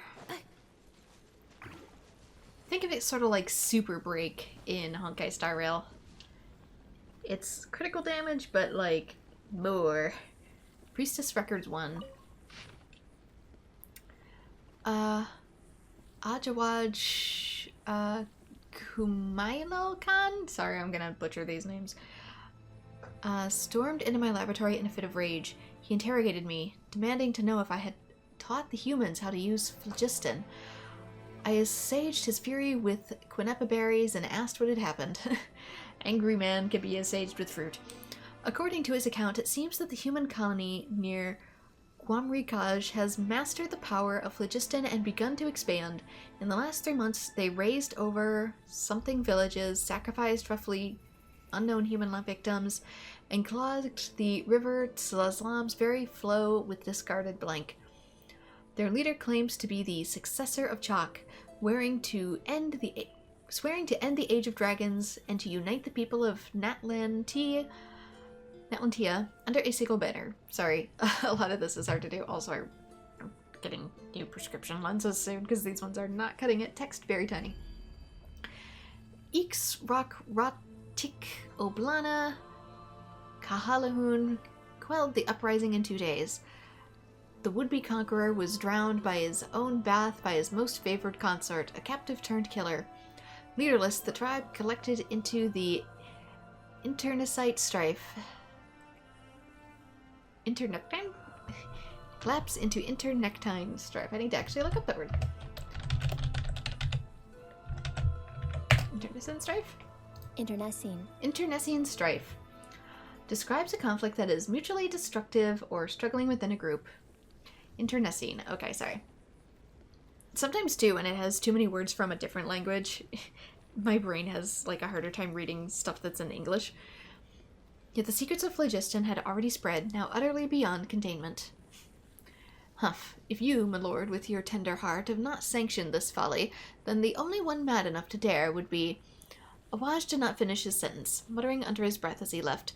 Truth be told, he likely concerns himself little about humans mastering phlogiston. His fury stems solely from the crudeness of their methods, a blasphemy against his life's work. So he's that kind of dude. But I care. I cannot comprehend why Kukulkan, for it must be him, after all, no other would do such a foolish thing, would hand phlogiston over to the humans. I wonder if this is based off of, like, the mythos of humans getting fire from the gods, and the gods not always being happy about that. I can understand his apathy for these tiny life forms, brought by the usurper from beyond the sky. So a descender like me. But I cannot comprehend his use of this method to lure them into destroying themselves. It is like handing a rusty knife to a wailing infant. All too vicious and all too cruel. What outcome could he possibly expect save for suffering and death? I met with Kukulkan in private and asked him about his intentions. As usual, he remained enigmatic and aloof. He coldly denied all accusations. He claimed that I was not truly concerned about how this matter harmed the interests of dragonkind, and that an opportunistic attempt to grab power drove my belief in such absurd slander. So infuriated was I that I burst out into laughter. After refuting the accusations with a few choice words, and without even finishing my quinapa berries, I departed. He is always like this. He scorns his kin, mocks his bloodline, and never shares his thoughts with other dragons. Yet he resents them for failing to understand him. But if he refuses to speak his mind, how can anyone ever fathom what he truly intends? Our sovereign's indulgence towards him knows no bounds, so much so that he can no longer distinguish between right and wrong. Whatever his actions were, just or misguided, the sovereign would always respond with gentle agreement, and precisely because of this, his unease only grows deeper. No matter which path he takes, he is always met with the same tender light, leaving him utterly lost as to which road he truly walks. In the end, his suspicions towards his kin are nothing but reflections of his self-doubt. I pity him.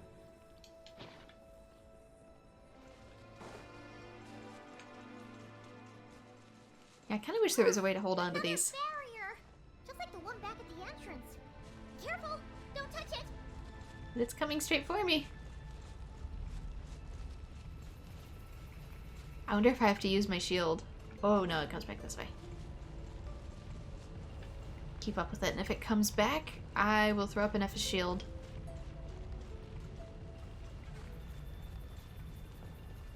Cleanup initiated.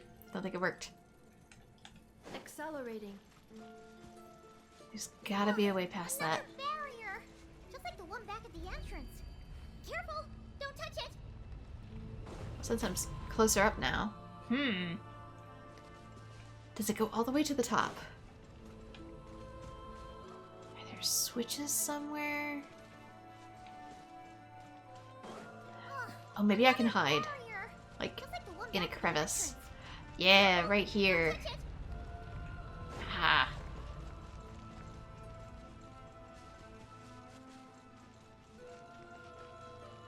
The curse will bring you pain, and your memories will crush you. It's the same fate they subjected my mother to. But with this core, you will forget everything for a while. Any memories that evoke a desire to belong, and all your pain along with it, they'll be... Oh no, it's like a Wheatley core from Portal. In order to control GLaDOS, they put cores all over her.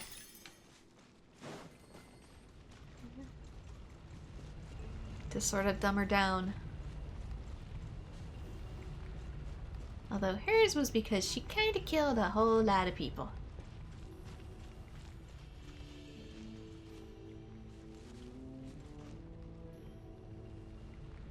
Wait for it to come back.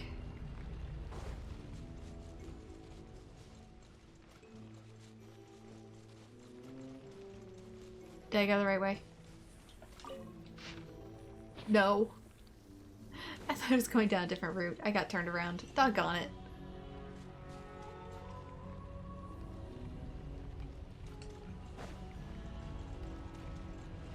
Can you tell I'm extra tired tonight? 'Cause I sure can.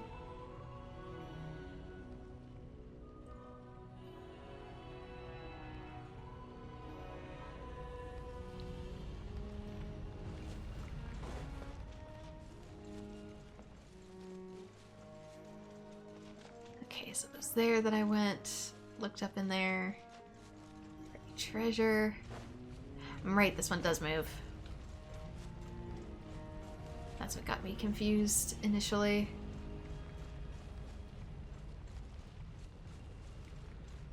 Does this one go as far? Goes into here, but oh, I can't reach that anyway. You get to just glide down, I guess. Make it even harder to get out in the future.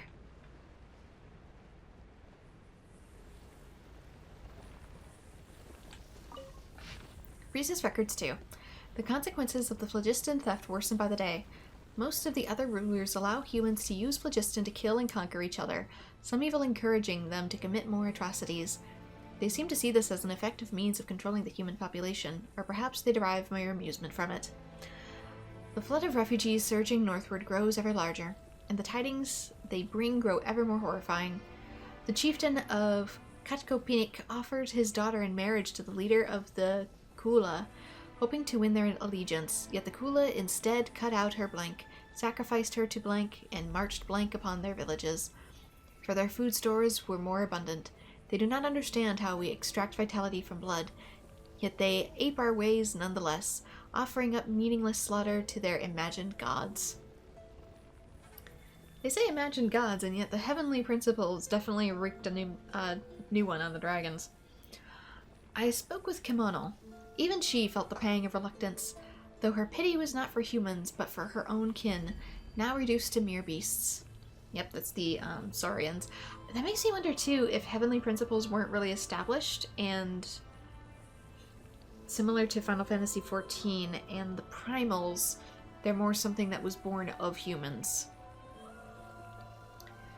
More and more humans have begun taming vishaps, turning them into tools of slaughter.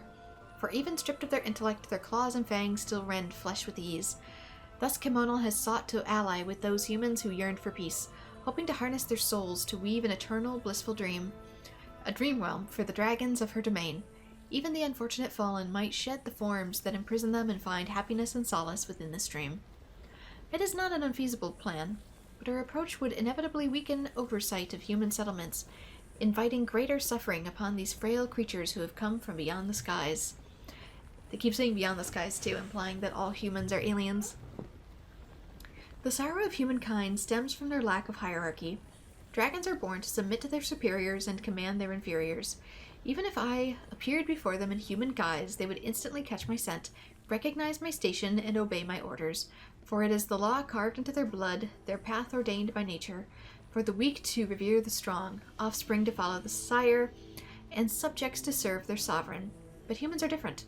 Humans are born to deceive their betters, torment weaker kin, and even betray their entire clans or slaughter the very blood that gives them life, for nothing but selfish gain. Their eyes reflect no path that belongs to them, or if they did, they shall doubtless invent endless excuses to forsake said path. Without proper guidance and restraint, they repeat the same atrocities, never learning from their past misdeeds. I mean, they say that, but humans absolutely do have a hierarchy system. All defilement of life is blasphemy, an unforgivable stain upon our sovereign's honor. Thus only by elevating humans to stand on equal footing with dragons, forcing them to learn the necessity of the weak kneeling to the strong, and the meaning of their ordained path, that their capacity for violence be utterly purged. Incorrect. It is an idea that has yet to come to pass. If the Reaver from beyond the sky can seal off an entire planet to force humanity into their imposed order, then why might I not seal off my domain in turn? Okay, that sounds really important. The Reaver beyond the sky can seal off an entire planet to force humanity into their imposed order. Okay, so are we stuck? Or is that something humanity did to itself? This kind of ties back into Amphorius in Honkai Star Rail as well. Is Genshin just another equivalent to Amphorius? Even sort of spawning its own gods in the process and sealing itself off from the paths? Where was I? Let it become an impervious refuge. Let nothing within depart, and nothing without enter. A closed, ordered system where life's future may be sculpted without flaw. Let this plant be named Xibalba, a title borrowed from the humans of my domain, their primitive myths whispering of an underworld. I was going to say, Xibalba is the name of the Aztec underworld, I believe. I remember it in Rotel Dorado. That's how I was able to pronounce it. Xibalba, translating to place of fright, oh Maya, excuse me, my bad, is the Mayan underworld ruled by death deities and inhabited by malicious spirits responsible for human suffering. Detailed in the Popol Vuh, I can't pronounce that, this treacherous multi-level realm filled with rivers of blood and houses of torture is accessed via caves and cenotes. Okay. Should it succeed, neither the sovereign rulers nor the abyssal foe shall be able to reach its sealed laws. A fitting title for the incorruptible sanctuary.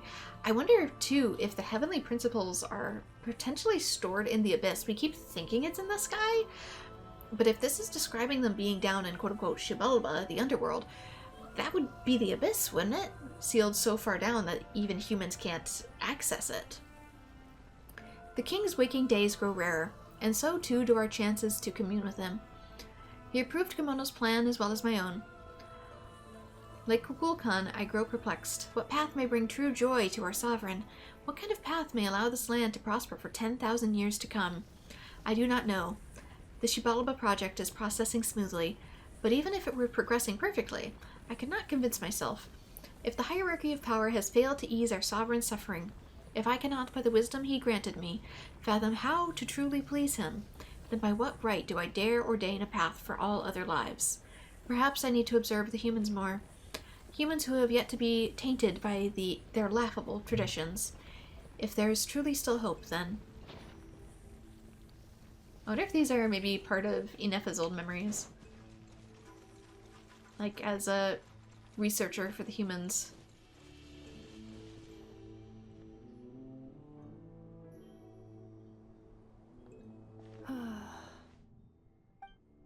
You doing okay, Inefa? You keep spacing out. I know. Unidentified data is flooding my cognition module. But every memory encounters an error and then terminates at the crucial moment. Do you need to stop and rest for a moment? Unnecessary. Being physically motionless will not cause this erratic behavior to cease. And if we explore this place further, perhaps I'll find a way to fully repair myself. Additionally, Some of these memories may yield useful data for our exploration. Searching for access method. Over there. We can use the access module to proceed to the central zone.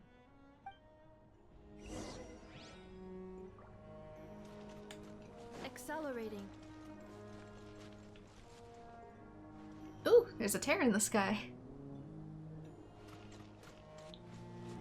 Seeing as it was never real to begin with, but yeah, there's one of the little dragon modules I was talking about earlier. Oh, dang it. Double dang it. Excuse me, I can't access my characters. Oh no, I guess my treasure just gets to sit here. Can I pick up the hero's will at least? I can't pick up these, but I can pick up hero's will. And the apprentice notes. Detected. 3 unregistered individuals. 1 registered individual. Ah! Is that the 8th Lord talking? So, you can take control of different machines, huh? Oh, when you're an AI, you have no This is body. just an ordinary service bot, responsible for access management. At least, I think it is. She must have been here before. Some memories are proving useful after all. Although I'm pretty sure the dragons that were, the little service ones, were able to share some degree of memories before. Now calling access module. Welcome back, Administrator 3.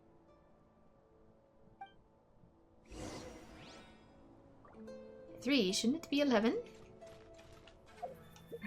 I still can't access this menu. Any artifacts I get, I guess, are just gonna go to waste. Ooh, probably need to, yeah, take the bus. Excuse you. The show begins! This is the Temple of Cascading Colors. Ahead is the research facility, built by Administrator 1. After Administrator 1, Administrator 2 assumed control. You calling him that because you struggle to pronounce the names Are you sure too? about using this on her? It once belonged to your mother. It's just one of the many things she researched. I'm not precious about it. Administrator 2 sealed the facility. It has been locked down to this day. Examining. Seal status. Danger. Danger. Seal not holding strong, huh? Things are looking really bad for the Children of Echoes. This might be where I have to say goodbye. You're a good friend, and you've already done more than I could have asked for. There's just one seal left. She and I can handle it.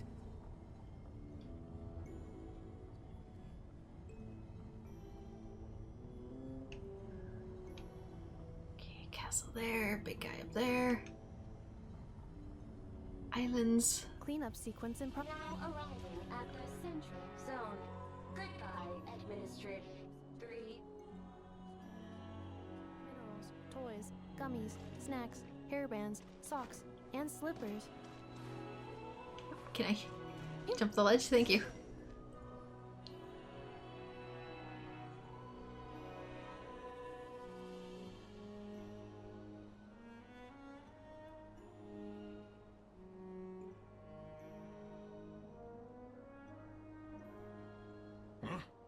What was that? Get over there and check it out. I guess their core gave them admin privileges too.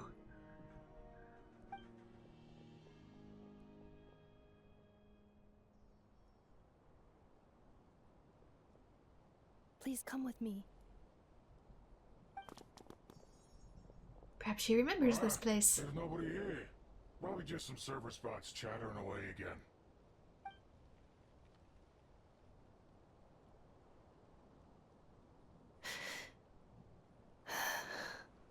Phew! That was too close. We hit just in time. How did you know where to go, Ineva? And were you built to breathe in order to take a deep breath? I think I've been this way before. Let's head through here.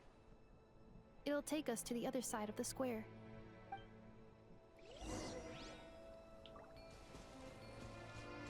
Oh, more reading. Priestess Records 3. After the review, I paid a visit to Jalal and asked for her aid in forging a bow as a farewell gift for my daughter. After telling her why I had sought her out, she remained silent for about 2 minutes. Her turquoise eyes blazed as she replied, "You would do well to remember, Eighth Lord, that you are exploiting a kindness I never owed you in the first place. How dare you ask me to debase myself and forge crude weapons for those insignificant humans?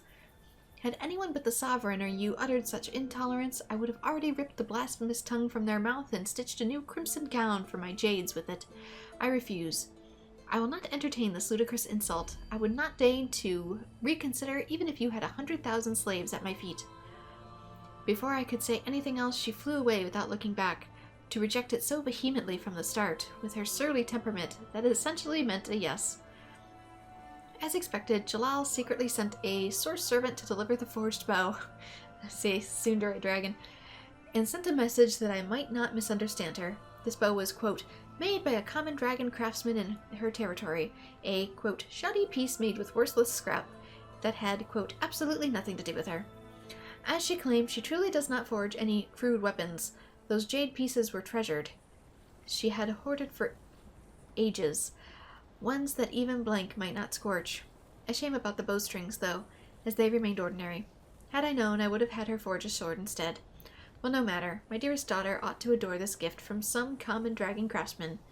Ik Jalal Kualul Kal. I shall give thought to the remuneration later. I'll pay you later.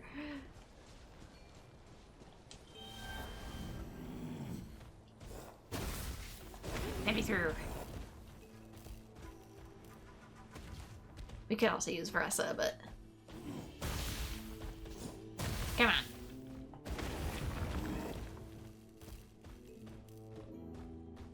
I guess I could also charge through it.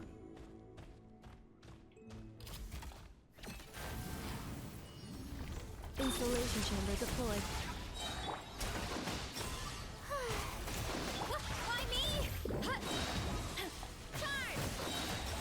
Ooh, I'm still getting lunar charge because of the shield.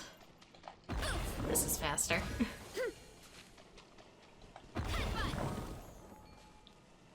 Oh, hey, where'd you go? This passage is only used for drainage and maintenance access, so it's not registered on the system. It's the perfect route for an ambush. Yeah! I'll say.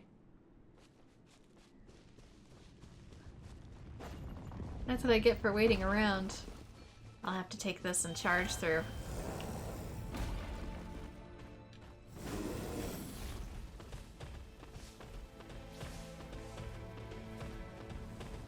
Or not?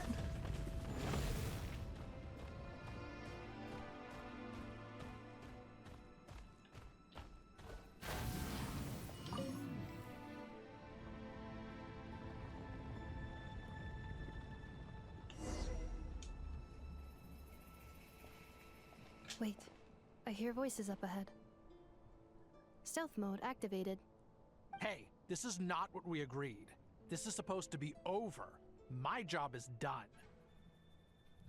I did everything you asked. Leaked the clues about the ruins, brought her to Natlan, and your response is to attack me and my family? What the? Does this mean they planted those Natlanese mechanical parts in nod-krai just for you to find? So they could lure you here?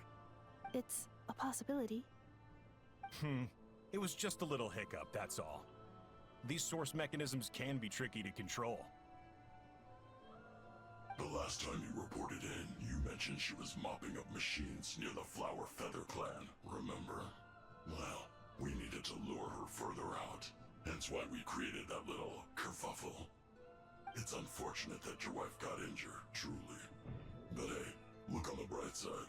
Now that you've shown up, we might actually get the job done this time. This time? No. No more. Not after you hurt my family. I told you, I'm done. I think you'll find the risks were stated quite clearly in your contract. And it's not like anyone got seriously hurt. Your job will be done when you deliver what you promised. Our agreement was that you would bring her here, not just to Natlan, but to this facility. But... Did you really expect to get away with shouldering none of the risk yourself? We're writing off your debt to the Northland Bank and letting you get back to your old life in Liyue. That's a lot to ask for nothing in return. The connection with Northland Bank. Does Tartaglia have a hand in any of this? I've been your inside man in Nasha Town for over 10 years now. Is that not enough for you people? You ungrateful louse. You ran yourself into the ground. And who was there to dig you out, huh? Us. Can you name one single way we made life difficult for you in Nasha Town? Look at you. You've managed to start a business. Got yourself a family. You have just one simple job left to do. And after that, you're free to go home. In your position, I'd say that sounds like a pretty good deal. This is the final hurdle. Our attempts to capture the 11th Lord have been derailed every time. But there's only so long until our luck runs out. If another staged attack on your family is out of the question, we could still work this out. But this time, you'll have to do the dirty work yourself. Me? This is a replica control device made with Marionette's technology. After we stole the administrative privileges from this territory, we copied them onto this. It will give you control of any machines built using secret source technology. Take it, and use it to capture the 11th Lord. Here's this really delicate ancient lost technology throws on ground. You seem to have gained the trust of the other variables in this equation. How hard can it be to shake them off and get her while she's alone? And before you think about disappearing, don't think we won't be watching you. I can't do it. I'm sorry. What did you say? I can't. I won't do it. She saved my life so many times, it would be the ultimate betrayal. How could I look my daughter in the eyes and act like everything's still okay? So you're gunning for the world's best father now, are you? A guy like you. You're fooling no one. This is our mistake. We let you have it too easy in Nasha Town. And now, you've forgotten the most important detail in your contract. The termination clause. I think it's time we parted ways. Huh? Enefa, Traveler. You have a lot to answer for, but that can wait. And you have to get back. Ferradietta's and Amu. Yeah, it's probably a death contract if you try to leave. The 11th Lord. And the variable. We were hoping you might show up. Wait, the controller. Without that, you... Was it a fake?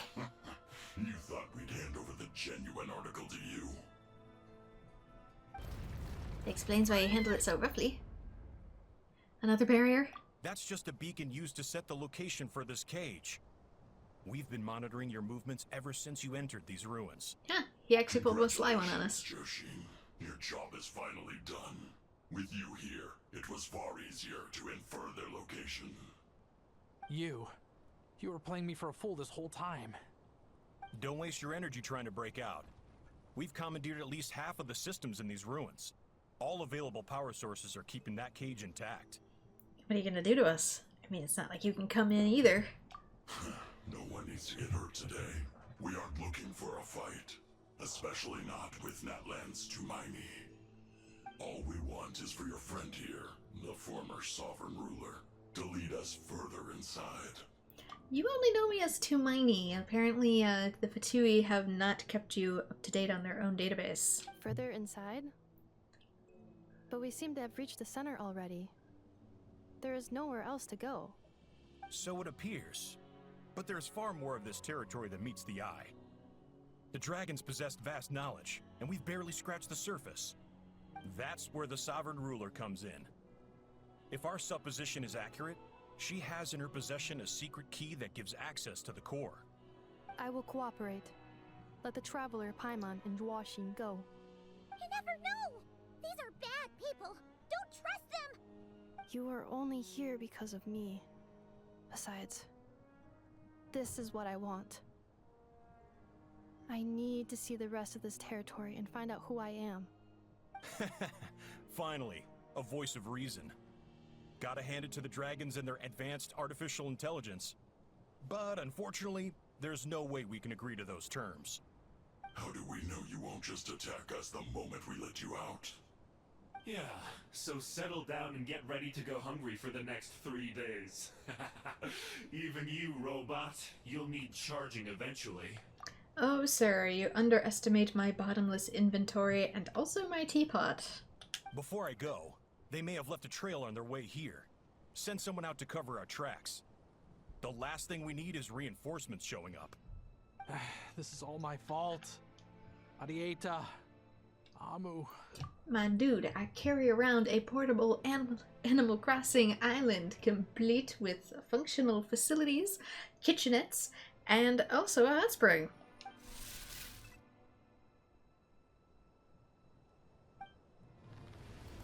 Huh? Who did that? You can't keep me long-term anywhere. Impossible! Every system we hacked is set up to hold them back! Could it be? Hold tight.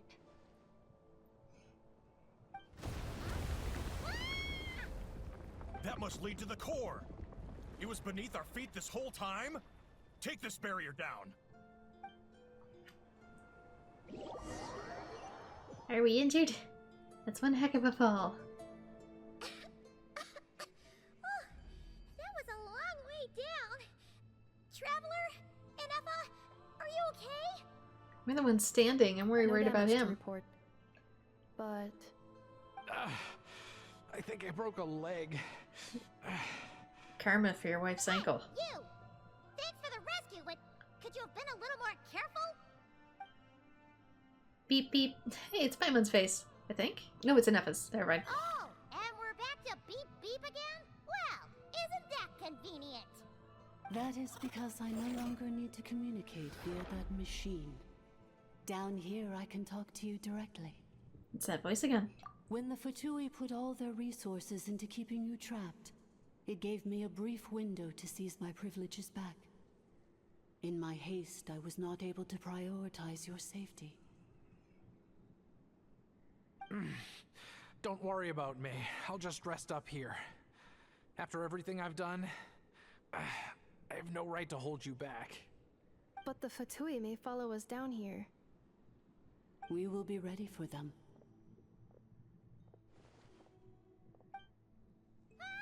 More automatons!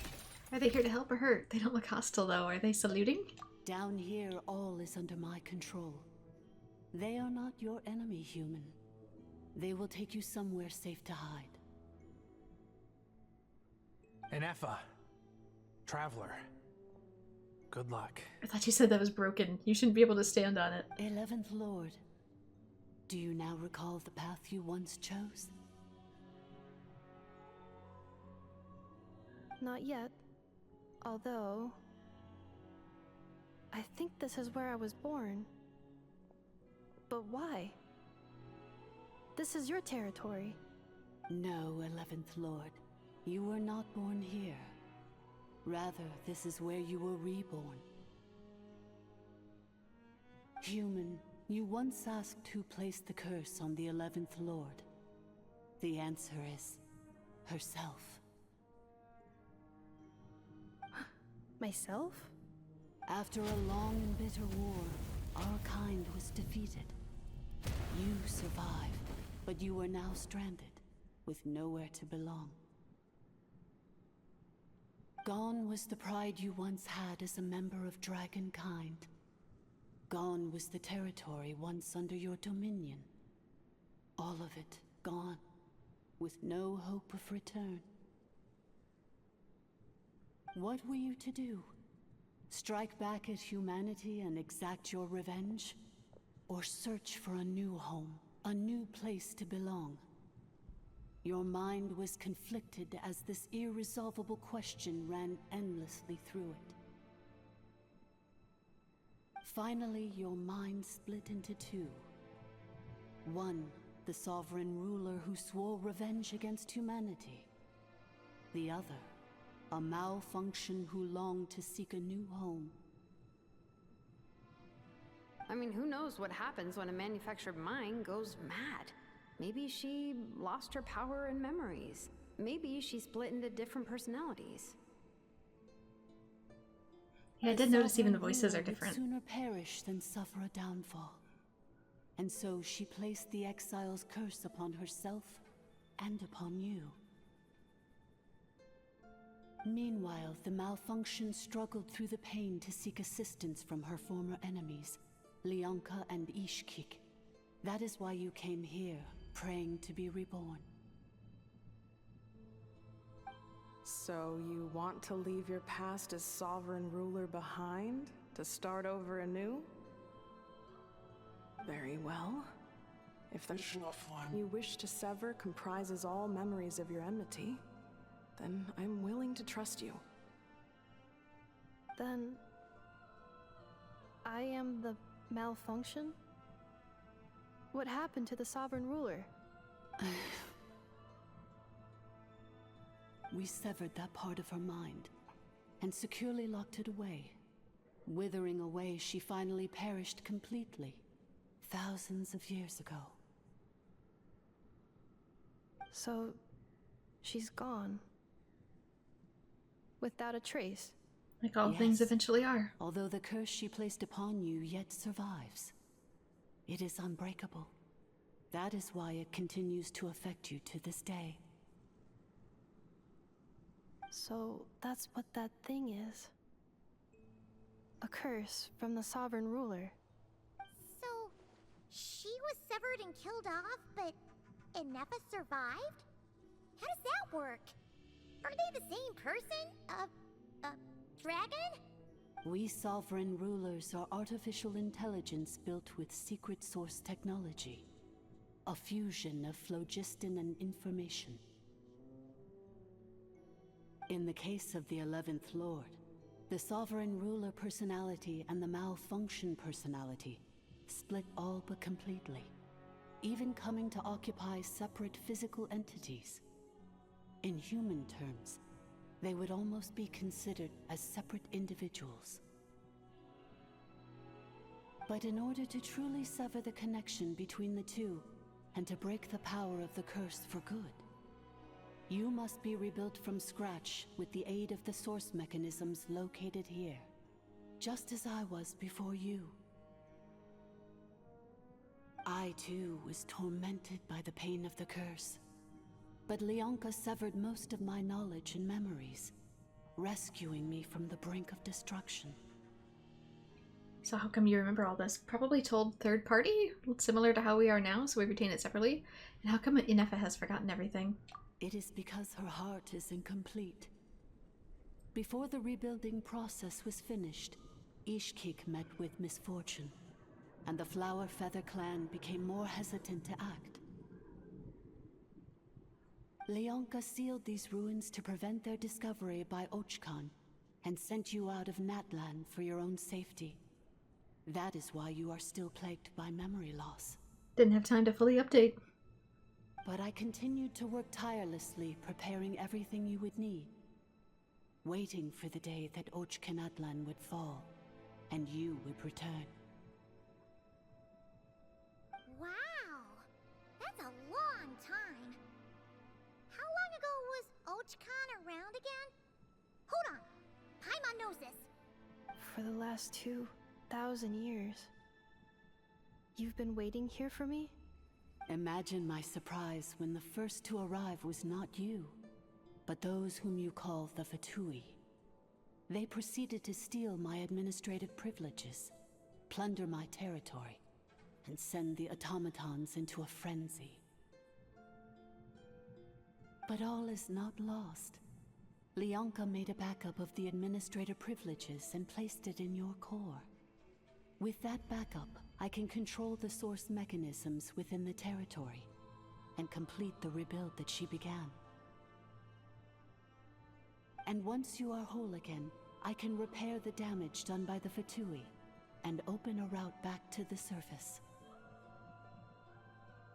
If you are ready to continue down the path you started all those years ago, then proceed further into the depths, where I will be waiting for you.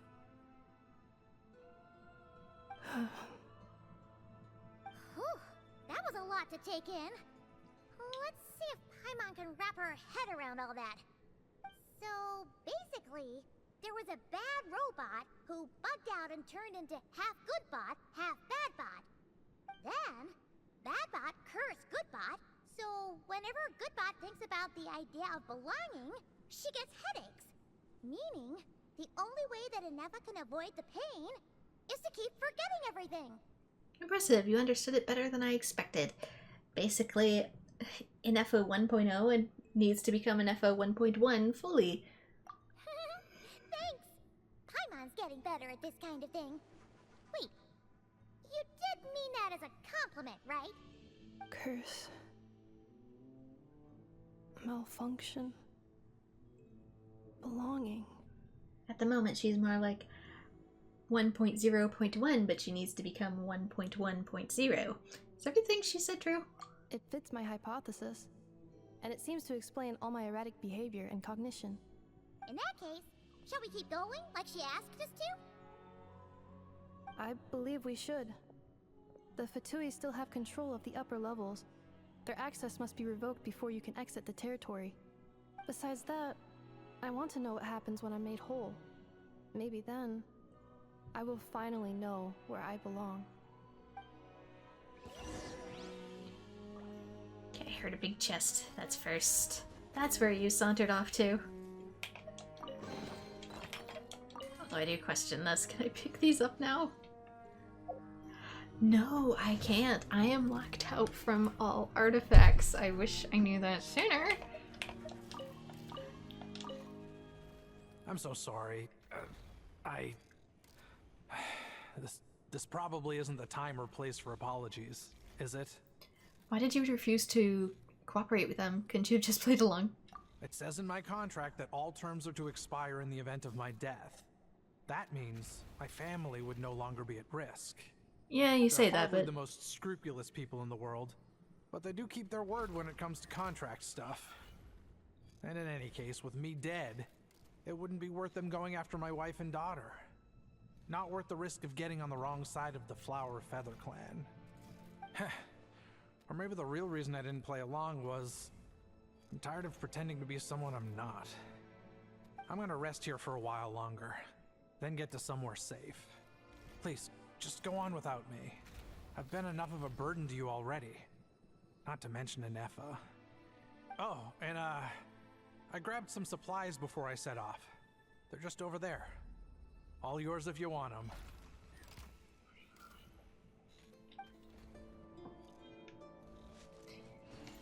well, I mean, you get to keep the accessories, I guess, because I literally can't take them with me. Such as these. Which kinda sucks. I wish I could be allowed to access my poor inventory. Can I level things up like super manually? Yes, okay. I know I don't care. Good. I don't need lock assistance. I just want to level things up. Thank you.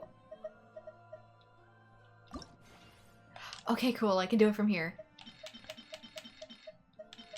I don't even care what I'm picking. I'm just getting them the heck out of my... I figured I could maybe do it a roundabout way. Oop, not you. I'm so sorry. Couldn't you just play along? It says in my contract that they're hardly the most... Okay. I'm gonna Maybe rest out. here for... Oh, Maybe out. and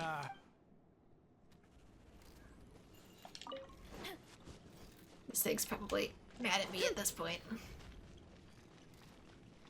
Like, hurry up and grab your stuff. We got plot to get to. Oh dear.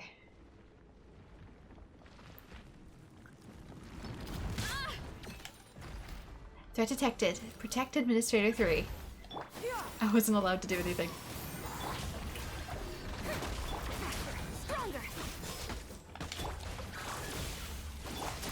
Okay, it seems like Lunar Charge activates even without Inefa using her ability first. Like, it charges up just from her being in the party. What are you aiming at? Are you okay? Is Beep Boop okay?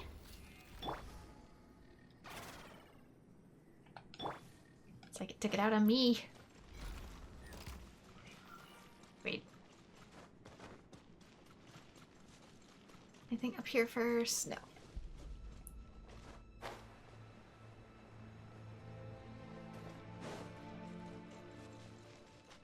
Whole bunch. 3.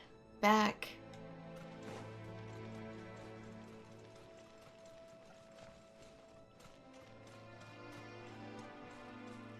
Those remind me of the floating cubes in Fontaine from the old research facility. Please wait. Confirming. Administrator 1. Deceased. Administrator 2. Deceased. Administrator 3. Identity confirmed. Lifting restrictions.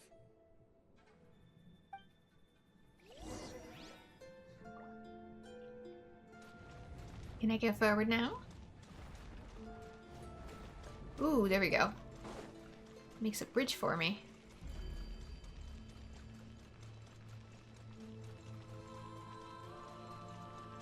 Okay, that's an interesting tear shape.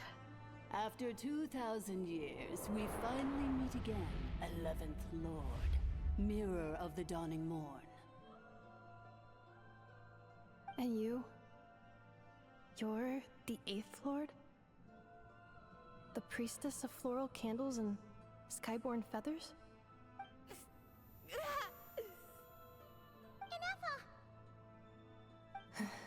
It's okay. I've recovered now. I see the curse haunts you greatly. I cannot fathom how difficult this must have been to survive this endless cycle of pain. And all alone for 2,000 years. Yeah, keep in mind too, I wonder if her original self would have been pissed about being put in a human body. I wasn't alone. Or a human-shaped one. I have had company every step of the way. In any case, a few moments from now, your pain will be no more. Come, 11th Lord, stand before me. And be rid of this curse. Yeah, it sounds ominous, the way you said it. Having second thoughts? Here I am, so close to my destination, yet my thoughts are only becoming more cluttered. I am the way I am because the 11th Lord encountered a memory data conflict and split into 2. If I regain all of my memories, will I not encounter the same conflict again? My cognition module cannot produce a reliable prediction. It's alright, humans get indecisive too. Returning home is what you've always wanted, isn't it? Promise me. Remember, you have to come home. It is. But if my memories turn me back into a bad robot, do whatever it takes to stop me. If that is the case, I cannot be allowed to make it back home.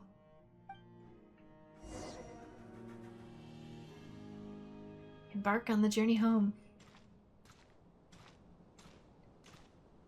Kinda locked in God of War camera mode here. Am I doing the right thing?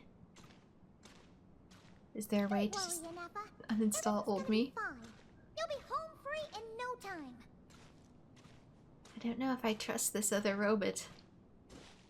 If that's even 8, or what remains of 8. Maybe 8 had an opposite revelation to me. Over there. That is the curse. Yes. For the most part, it has been strangely calm ever since I entered this place. And yet, whenever I'm about to recover an important memory, it suddenly kicks in. Almost as if... As if it is being controlled by somebody else. That is quite normal, for it is now in the presence of its owner and creator, the Sovereign Ruler. The Sovereign Ruler? My other self? But I thought she perished. After 2 long millennia, my task is finally fulfilled. What a long journey it has been. 2 long millennia, also known as Exile's Curse. We meet again at last. My sovereign, my ruler, mirror of the dawning morn.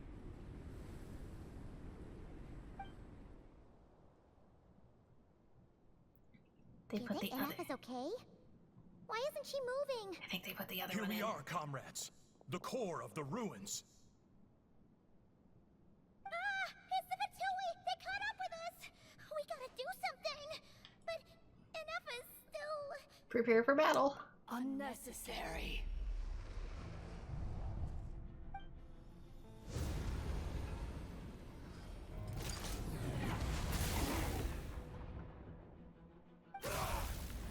What the... Such power. Didn't Effa do that? Who else, sweetie? I wouldn't stand there if I were you.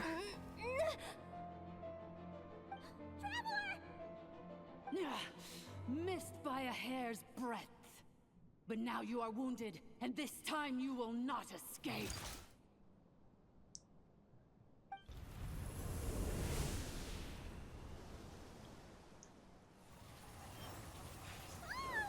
Did we have to stand right in the mousetrap? I mean, that's one way to hold back 2 barriers. This is bad. I can delay it, but who knows for how long it'll take to destroy it completely.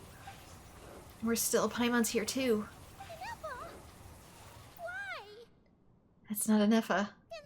Whose voice is that? The 8th Lord? But why would Leanga's mother attack us? Leonka's dragon mother? 8th Lord? I laugh in the face of your folly. Lowly insects. Did you humans really think that by forgetting the past, the curse could be escaped? And did you really believe that by simply being rebuilt, that traitor could avoid destruction? And this corrupt malfunction could regain her memories? The priestess is long gone. I and the other sovereign rulers executed her 2,000 years ago. For that is what becomes of all who betray us. And now this malfunction will meet the same fate as she. There is no Dragon Mother here, and there never was. Only one Lord has dominion here, and that is me. For I am the almighty Dragon Lord, mirror of the dawning morn, 11th of the 13 sovereign rulers. Kneel before me. And now we know why Ahau doesn't want to go home. You tricked us! It was you talking to us this whole time! You who lured Enepha here, and you who placed the curse on her! It was you all along! Enepha? What a suitably ridiculous name. To me, she is nothing but a smattering of shed scales. An operational malfunction that must be destroyed.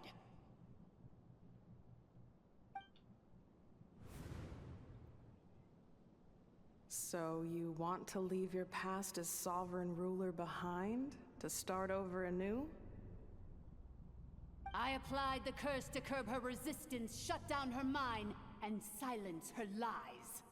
Now all that remains is to borrow your privileges and see that she is severed for good. Very well. If the malfunction you wish to sever comprises all memories of your enmity, then I'm willing to trust you.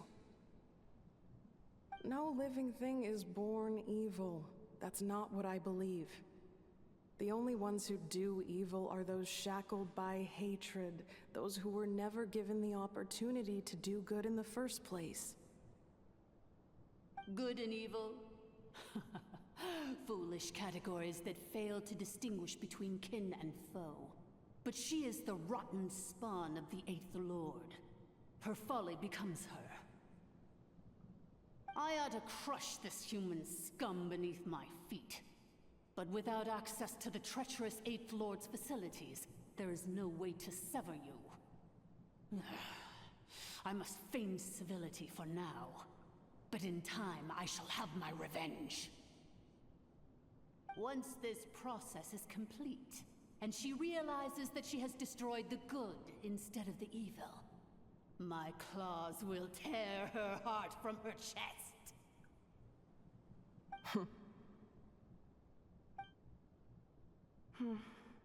Do you really trust her, Leonka? This malfunctioning part of a sovereign ruler's mind. You're a good friend, and you've already done more than I could have asked for. There's just one seal left.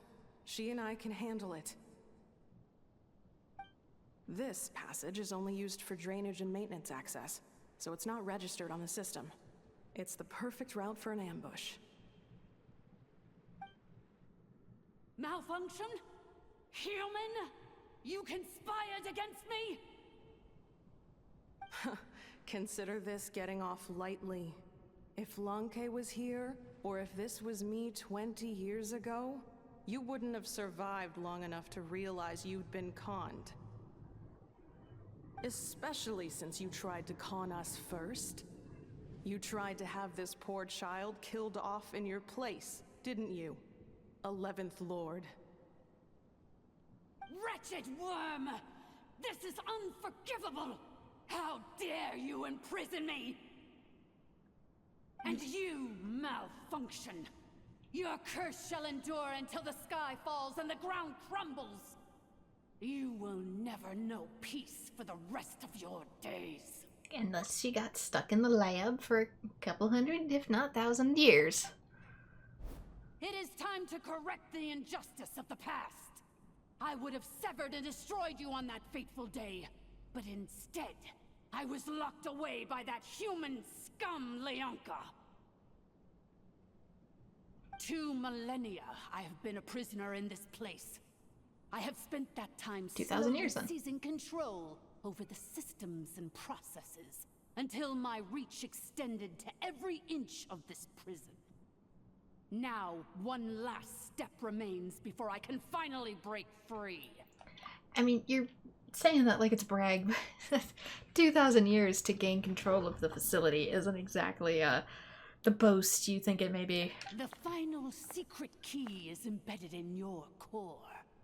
I had to work patiently and methodically to lure you here, posing as the 8th Lord who once ruled this domain. But at last, it is within my grasp. Mirror of the Dawning Morn, please come with me and return the core. But all is not lost. Leonka made a backup of the administrator privileges and placed it in your core. She tricked us. She was after Neffa's core all along. Which memory did that human scum embed the key in? I will find it eventually, wherever it's hidden. If it's even still in there. Meantime, now that my resurrection has begun, so too shall my vengeance!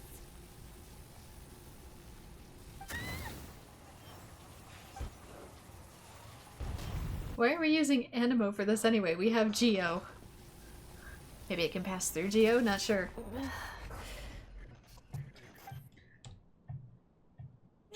Wretched malfunction! Do not impede the inevitable! I cannot let you get away with this. You fool! In a matter of seconds, I will be able to overwrite your insubordination. Seconds is all I need.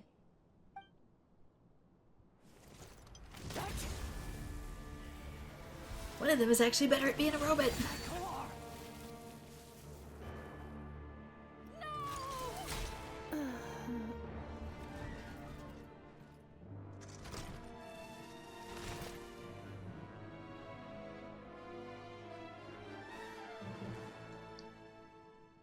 Can we implant the other one?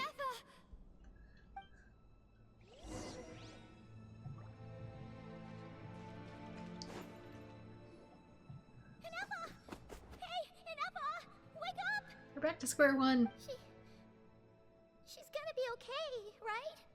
We can get her repaired, we have to, but we need to get out of here and find help. She destroyed her own core? That's an unusual move for a machine. I wonder how Marionette will react to this. Delight? Or disappointment? The Fatui? How are you still alive? Don't act so surprised. I'm just one of her many projects.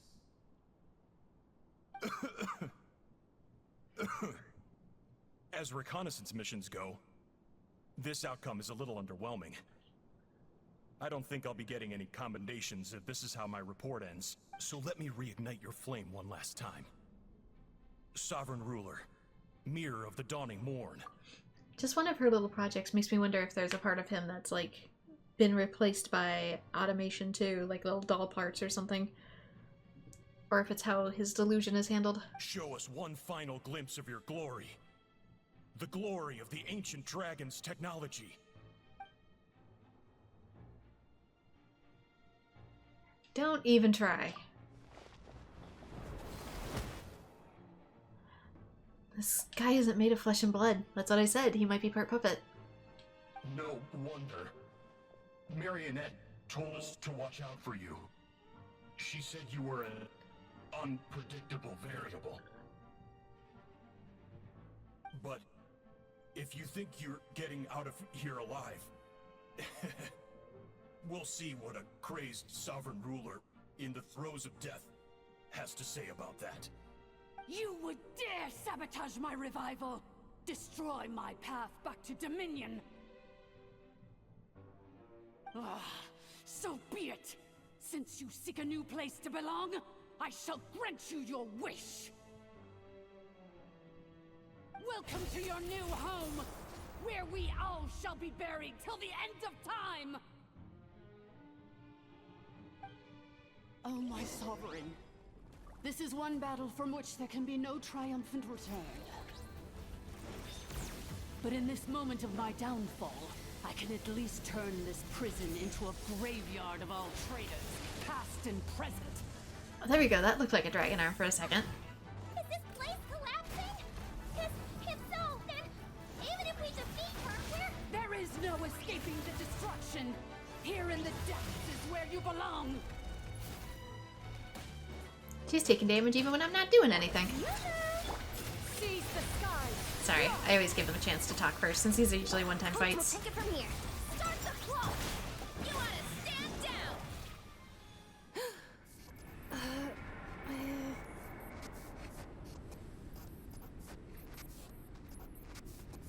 Yeah, now that form makes a little bit more sense. After 2,000 years in exile, searching and forgetting, we are back where we began. You gotta remember, dragons are absolutely freaking huge. Our path was always going to end in our demise. This shall be the final resting place of the last sovereign ruler. Gotta remember, some of their skulls are the size of, like, either huge buildings or even small villages.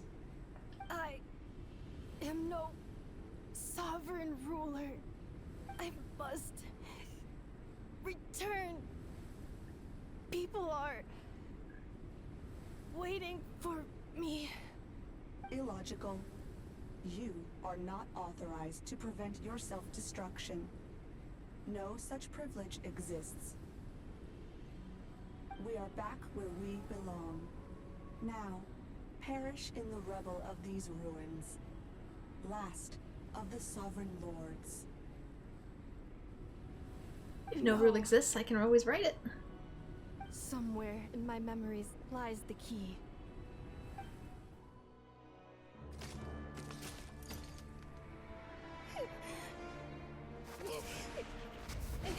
Maybe no single nation is our home. Where exactly is home to you? Searching your memories? The curse is still active. This will only hasten your demise. We're all from nod-krai.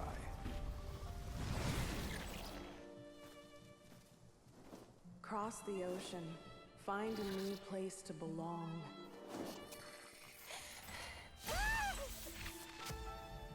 What an amazing machine. Where are you from?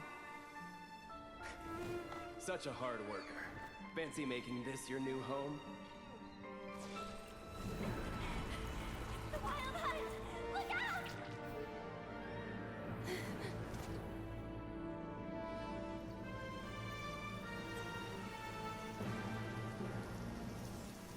Impossible. Where is this data from? From now on, your name's Inafa.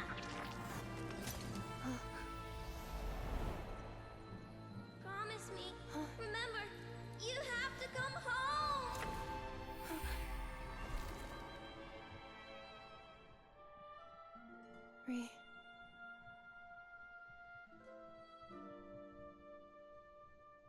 Return. Data. Overload. Capacity exceeded. As long as this gem's around, the heart that Ishkik built you should keep beating away. It may take centuries, even millennia, but one day, may your new memories transcend your pain and rage to conquer the curse that shackles you. What kind of gem is it? Nothing special, really. To quote my mother, it's nothing but an empty shell now. But if you break free of the curse, then maybe... Huh? Nothing. An interesting idea suddenly occurred to me. Let's make this the final secret key. The final secret key is...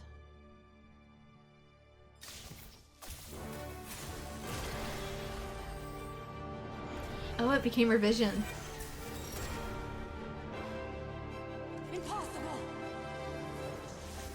No, she's certainly been around long enough for eternity.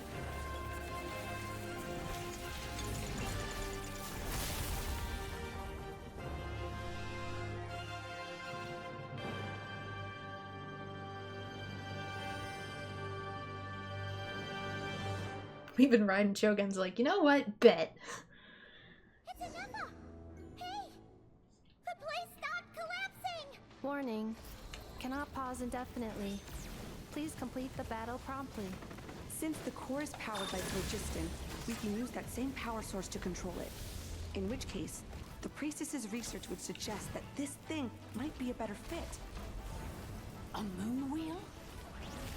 That was built by the usurper, along with the 3 gods who abandoned us. It can't be. It cannot be. I forget if the gods grant the elements or the actual vision itself. Transcend the curse you were given. Follow the path of your choosing till you discover where you belong. The sheer blasphemy! Willingly handing such a sacred artifact over to a usurper! Filthy bugs! Malfunctioning degenerates! No matter how long it takes you, and no matter how many millennia you forget along the way.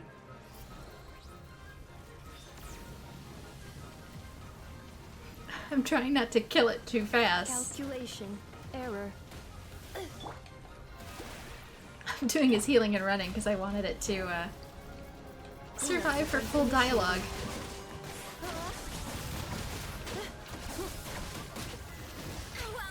Incomprehensible fury. It cannot be. Farewell. Last of the Sovereign Lords. I guess we're just not gonna talk about how. Inafa! Your core! It's fixed! And is that a vision? Suggestion. Exit first, discuss later.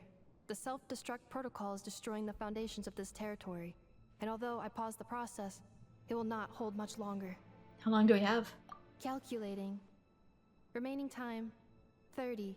29. 30 minutes? 28. For a moment there, Paimon was worried. Probably gonna start counting down. 29. Yeah. 28. Figured. Hey, are you guys all right? The automaton suddenly stopped moving. Then there was that earthquake, and now the place seems to have sprung a leak. Save it. We gotta get out of here. Estimated time to Foundation cave in, 20 seconds. Huh? Huh? A place to belong. I too once yearned for it.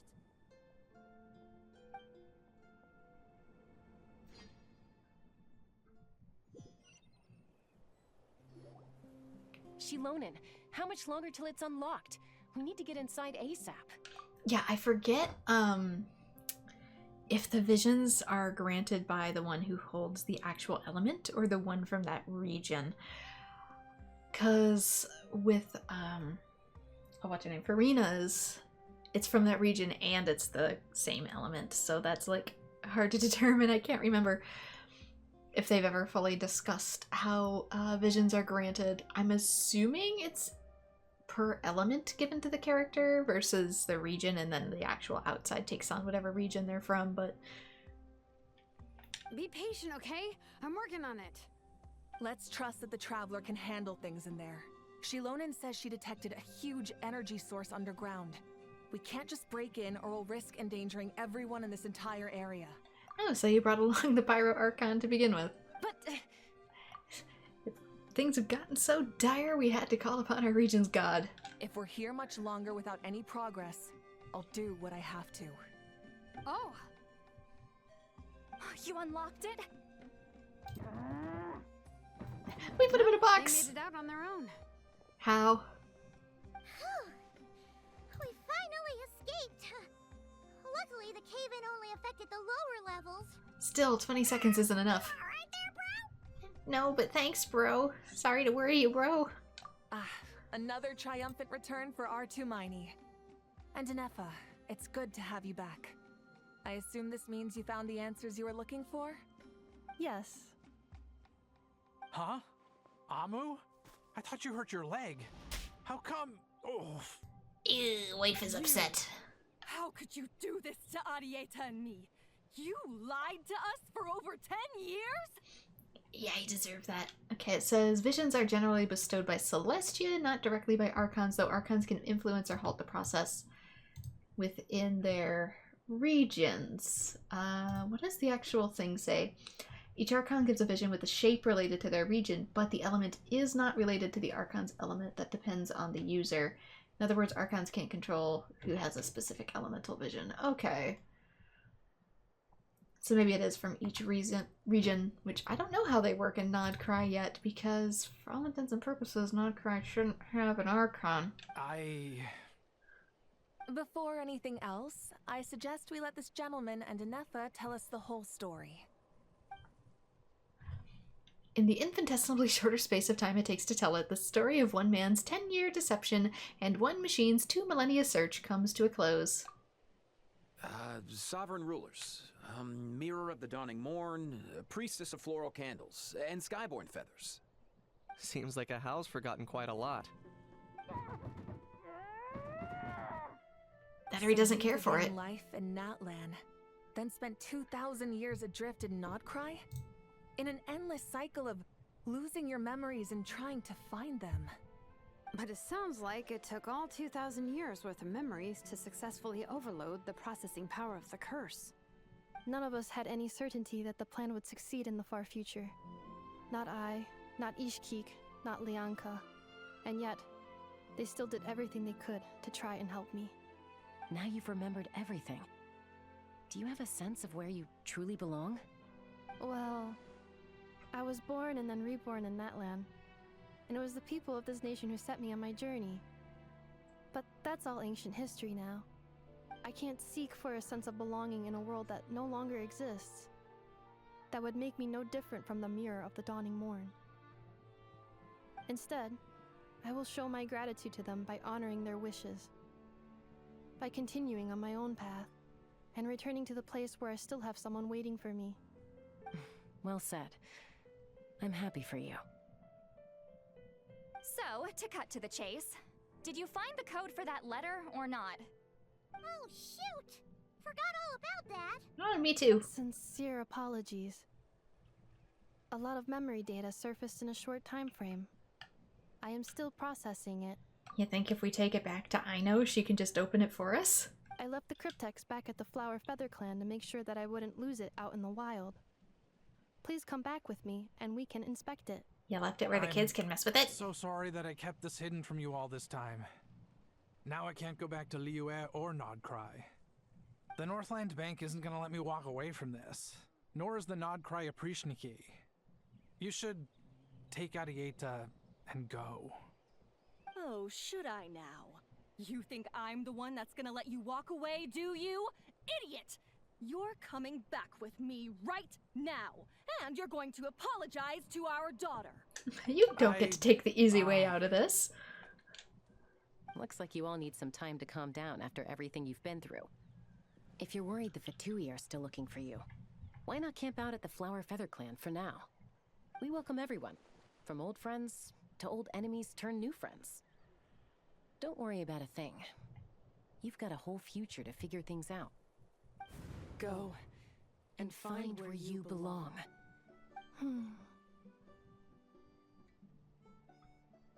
I think I've already found it.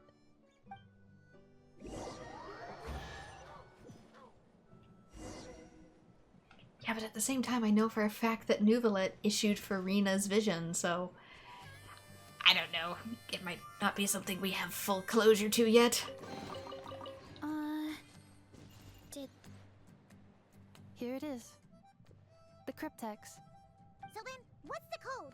Or what about that backup plan that Arieta mentioned? Please see the casing that holds the combination code discs. The sender had me etch the code onto the casing so that I would not forget it. But I still forgot it. Same girl, same. Hold on. 1, 2, 3, 4, 5, 6?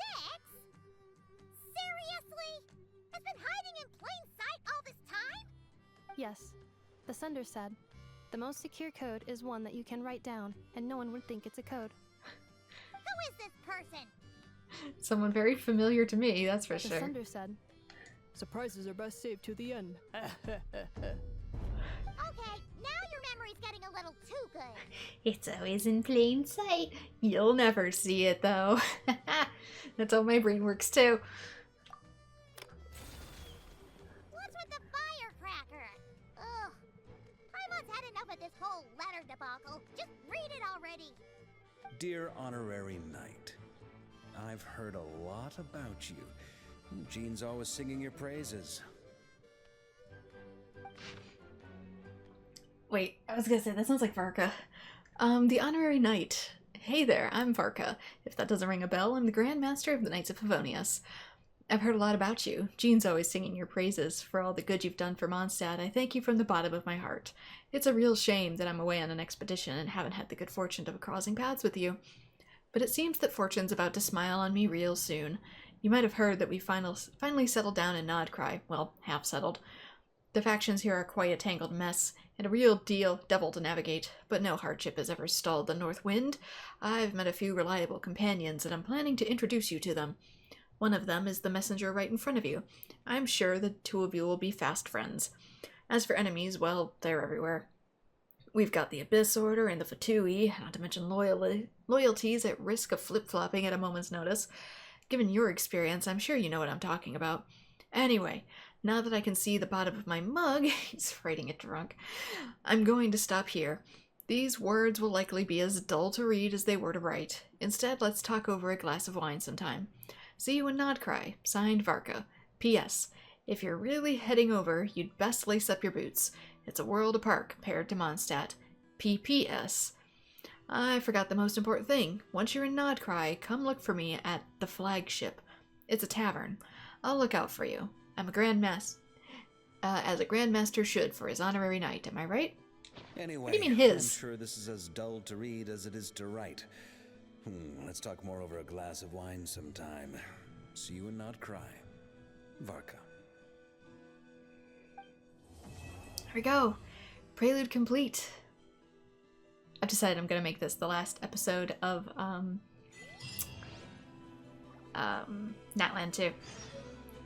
Where the moon rises. Wait until 2 days later. So just as the time comes, she can return to nod-krai with the traveler and make their trip there. So that would actually be a whole new thing. I should be able to talk to her and be okay at the moment. Or not? I plan on staying in Natland for the immediate future. When the time comes, perhaps we can travel to nod-krai together. Alright, about Lianka. Mir of the Dawning Morn wanted control of the machinery in the 8th Lord's territory. She approached Ishkik and Lianka and sold them a lie. That I was the threat, the part that needed severing. But they quickly saw through it. Lianka took advantage of her arrogance and turned her plan back on itself, using the territory's full power to imprison her inside. She was far more powerful than I at that time. To make sure I wasn't at risk of falling under her influence, Lianka worked on making the prison even more secure, and sent me out of the country. So, that's the true story of why Lianka locked down the 8th Lord's territory. It had nothing to do with Ochkon. I wouldn't be surprised if she saw him as a friend right until the very end. I plan on staying in Natland for the immediate future. When the time comes, perhaps we can travel to nod-krai together. I was gonna say, it didn't feel like it was directly tied to Ochkon from the beginning, just because that relationship was all over the place, but about the priestess of floral canters and skyborn feathers. The 8th Lord. She never betrayed dragonkind, even though she harbored goodwill towards human beings, and despite facing execution and destruction in the end, she never once doubted herself or tried to escape. Even if Lianka really had wanted to secretly rescue her, I'm sure she would have talked her out of it. Just as Lianka was determined to stick to her own path, the 8th Lord remained a proud, sovereign ruler until the end of her days. I plan on staying in Natland for the immediate future. When the time comes, perhaps we can travel to nod-krai together. About the moon wheel. You mean, this thing that looks a lot like a vision? Ishkik embedded it in my core as the key to her and Lianka's plan. According to the 8th Lord's research, it can harness a power source more fundamental than elemental energy. Similar objects have shown up in nod-krai before, too. Okay, but that made it seem... is it a masterless vision? That's a genuine question. Was she given a masterless vision, perhaps, and when she actually completed her vision trial, got it to glow again, therefore making it her own? Like, was the stone what most visions are made of, and it's not something we really thought about until this point? Harnesses a power source more fundamental than elemental energy. Similar objects have shown up in nod-krai before, too. Yeah, I wonder if those are the basis for visions. Mir of the Dawning Morn said it was built by the usurper, along with the 3 gods who abandoned us. But I do not know what she meant. It appears that a crucial memory is missing. I plan on staying in Natland for the immediate future. Yeah, I wonder if that has something to do with the whole Heavenly Principles deal. About nod-krai. Having spent most of the last 2,000 years in nod-krai, I am well situated to provide you with a full and detailed report on all aspects of this location. Memory damage. Detected. Hypothesis. Most of my memory data was damaged when I used it to overload the curse. Sincere apologies. But I will never, again, forget the people and things that are most important to me. Well, the rest can be rebuilt. I plan on staying in Natland for the immediate future. When the time comes, it's never static anyway. To nod-krai together. You can always rebuild the rest. After all, stuff like that about life is always changing anyway. No problem. We'll see it when we get there. Okay, so if we wait a couple days... Oh no. Is that really where she's sitting? I got this out of the way so I could do other quests without potentially tripping on it. Oops. Tripped on it to begin with, potentially gonna trip on it again. Just gonna do a fast forward here. See if it activates it, because if I log out, it's gonna activate it anyway. Oops. Did it? Wait until 2 days later, 700 to 12. Moonlight paves your way, guiding you to Nod-krai and Elysium for adventurers and wanderers alike. I'm not actually going to go all the way there. I'm just getting it potentially open. Embark on a new journey. Ooh, that is in a bad spot. That is in a real bad spot. Well, that being the case, I might actually start Nod-krai, do like at least one episode of Nod-krai to get that sucker where it needs to go, because spoilers for future episodes. You think I've been doing this linearly? Nah, fam. Nah, welcome.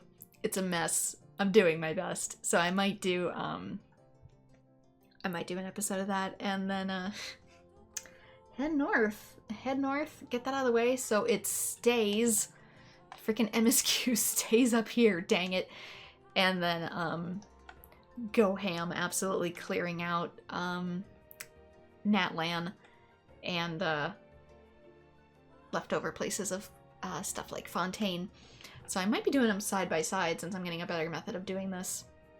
Sweep out and clean both areas simultaneously, and also that'll make it a little bit more accessible because Nod-krai at the time of recording is actually almost over. We're just entering Act 6. And Snezhnaya is really being teased, so yeah, I kind of do want to get through some of the Nod-krai MSQ, even if I have to eventually do it before a lot of the Natlan quests finish wrapping up, just to give myself a little bit more leverage, and then I can always come back and I'll put these in the 5.0 playlist. I'll leave things unnumbered for a while in the absolute massive chaos this is going to be, but we're gonna do our best, especially with summer coming. Things are gonna get hot. It's difficult to record. It's 81 degrees in here right now, which is not PC friendly, but we're gonna do our best to make it work, even if that means other stuff has to go on temporary hiatus. So let's do a poll for Linnea again. Yah-ho-ho. See if I can get some darn lunar charge. Oop, maybe. Are you here to welcome me on my journey? Hey there, I'm Linnea, an advisor with the Adventurers Guild. And this little thing is my buddy Lumi. If you've got any questions about adventuring in the wild, I'm your gal. Lumi? Oh, yeah. And if you ever come across any strange or unusual creatures on your adventures, be sure to tell me all about it. Will do, dear. You're adorable. I want to learn more about these people with wings. And we get a Noelle. I don't remember if she's maxed or not. Oh. Oh my goodness. Game says, get your butt to Nod-krai. It's been a year. And another Noelle. Good gracious. Yeah, Noelle was maxed. Holy cow. Okay, yeah, game definitely says go to Nod-krai. Oof. Yeah, there is one story quest left that I have here. I don't know which order I'm actually gonna do it in yet. I can show you in the quest log. I still have Mavuika's story quest to do here, technically, so that episode will become before this one will in the timeline, and that's how I'm gonna put it up. But technically I did do this part first, just because, like I said, I tripped and rolled into it. But going forward, I really need to get into Nod-krai, and I'm hoping that Linnea here can offer me some lunar charge. So Genshin Linnea build. Let's see how you are built, dear. Since I know nothing about you yet, she's a bow character, double S for ratings, double S sub DPS, double S support, and S exploration. Ooh, she sounds like I pulled a really good character, and here I liked her for her wing aesthetics, seeing as if you look at my avatar, there's something a little similar there. Irons out Lunar Crystallizes presence in the meta, and her presence has an obvious effect on every Lunar Crystallized team. Both nod-krai and makeshift are heavily incentivized to have her on the team for her buffs and damage, and will likely remain relevant throughout the meta for as long as nod-krai's lunar teams serve as a ceiling for premium teams and DPS output. Okay, so she sounds like she is good long-term. Her best in-slot weapons are ones I don't have yet, obviously. Aqua Simulacra if you had them. I do not. Oop, didn't load in there for a second. Ah! I think I may have seen raw chicken wings there for a second. Slingshot is weirdly the best, probably for crit rate. Or is it crit damage? Yeah, crit rate. So she's like Tainari in that respect, since I think it's more for buff than anything else. Since she's Geo, I guess she also builds on defense. You can also use the Stringless or Favonius Warbow. But if you don't have any of the 5-star ones, Aqua, Simulacra, or Polar Star, which I do not, it says Slingshot is the next best. I don't know if that's 100% the case, but I guess I can always build another Slingshot. It is tier 5 after all. Artifact set, it says her best in slot. Most people apparently are using Husk of Opulent Dreams for a piece of that, but you can also use something called Abade of the Morning Star and Moon for a piece of that, which I do not have. I did not realize I had Silken Moon Serenade unlocked, so I have been farming off-screen a little bit for Iglua, I think that was his name. So he has not great pieces, but like at least I've started. This one must be in a different area though. But until then, you can use Husk of Opulent Dreams, and it says it wants Sands for defense, Goblet for defense, and Circlet either crit rate or crit damage. So in the meantime, I could use Opulent Dreams if I have any spares. I don't really seem to have the best of spares, and I'm gonna have to remind myself that, like, these are rentals. Although, to be fair, if I get these upgraded and they're really good, I might consider, yeah, like, Ito's is kind of if this ends up being, like, a really good piece, I'll just swap it over to him. Defense.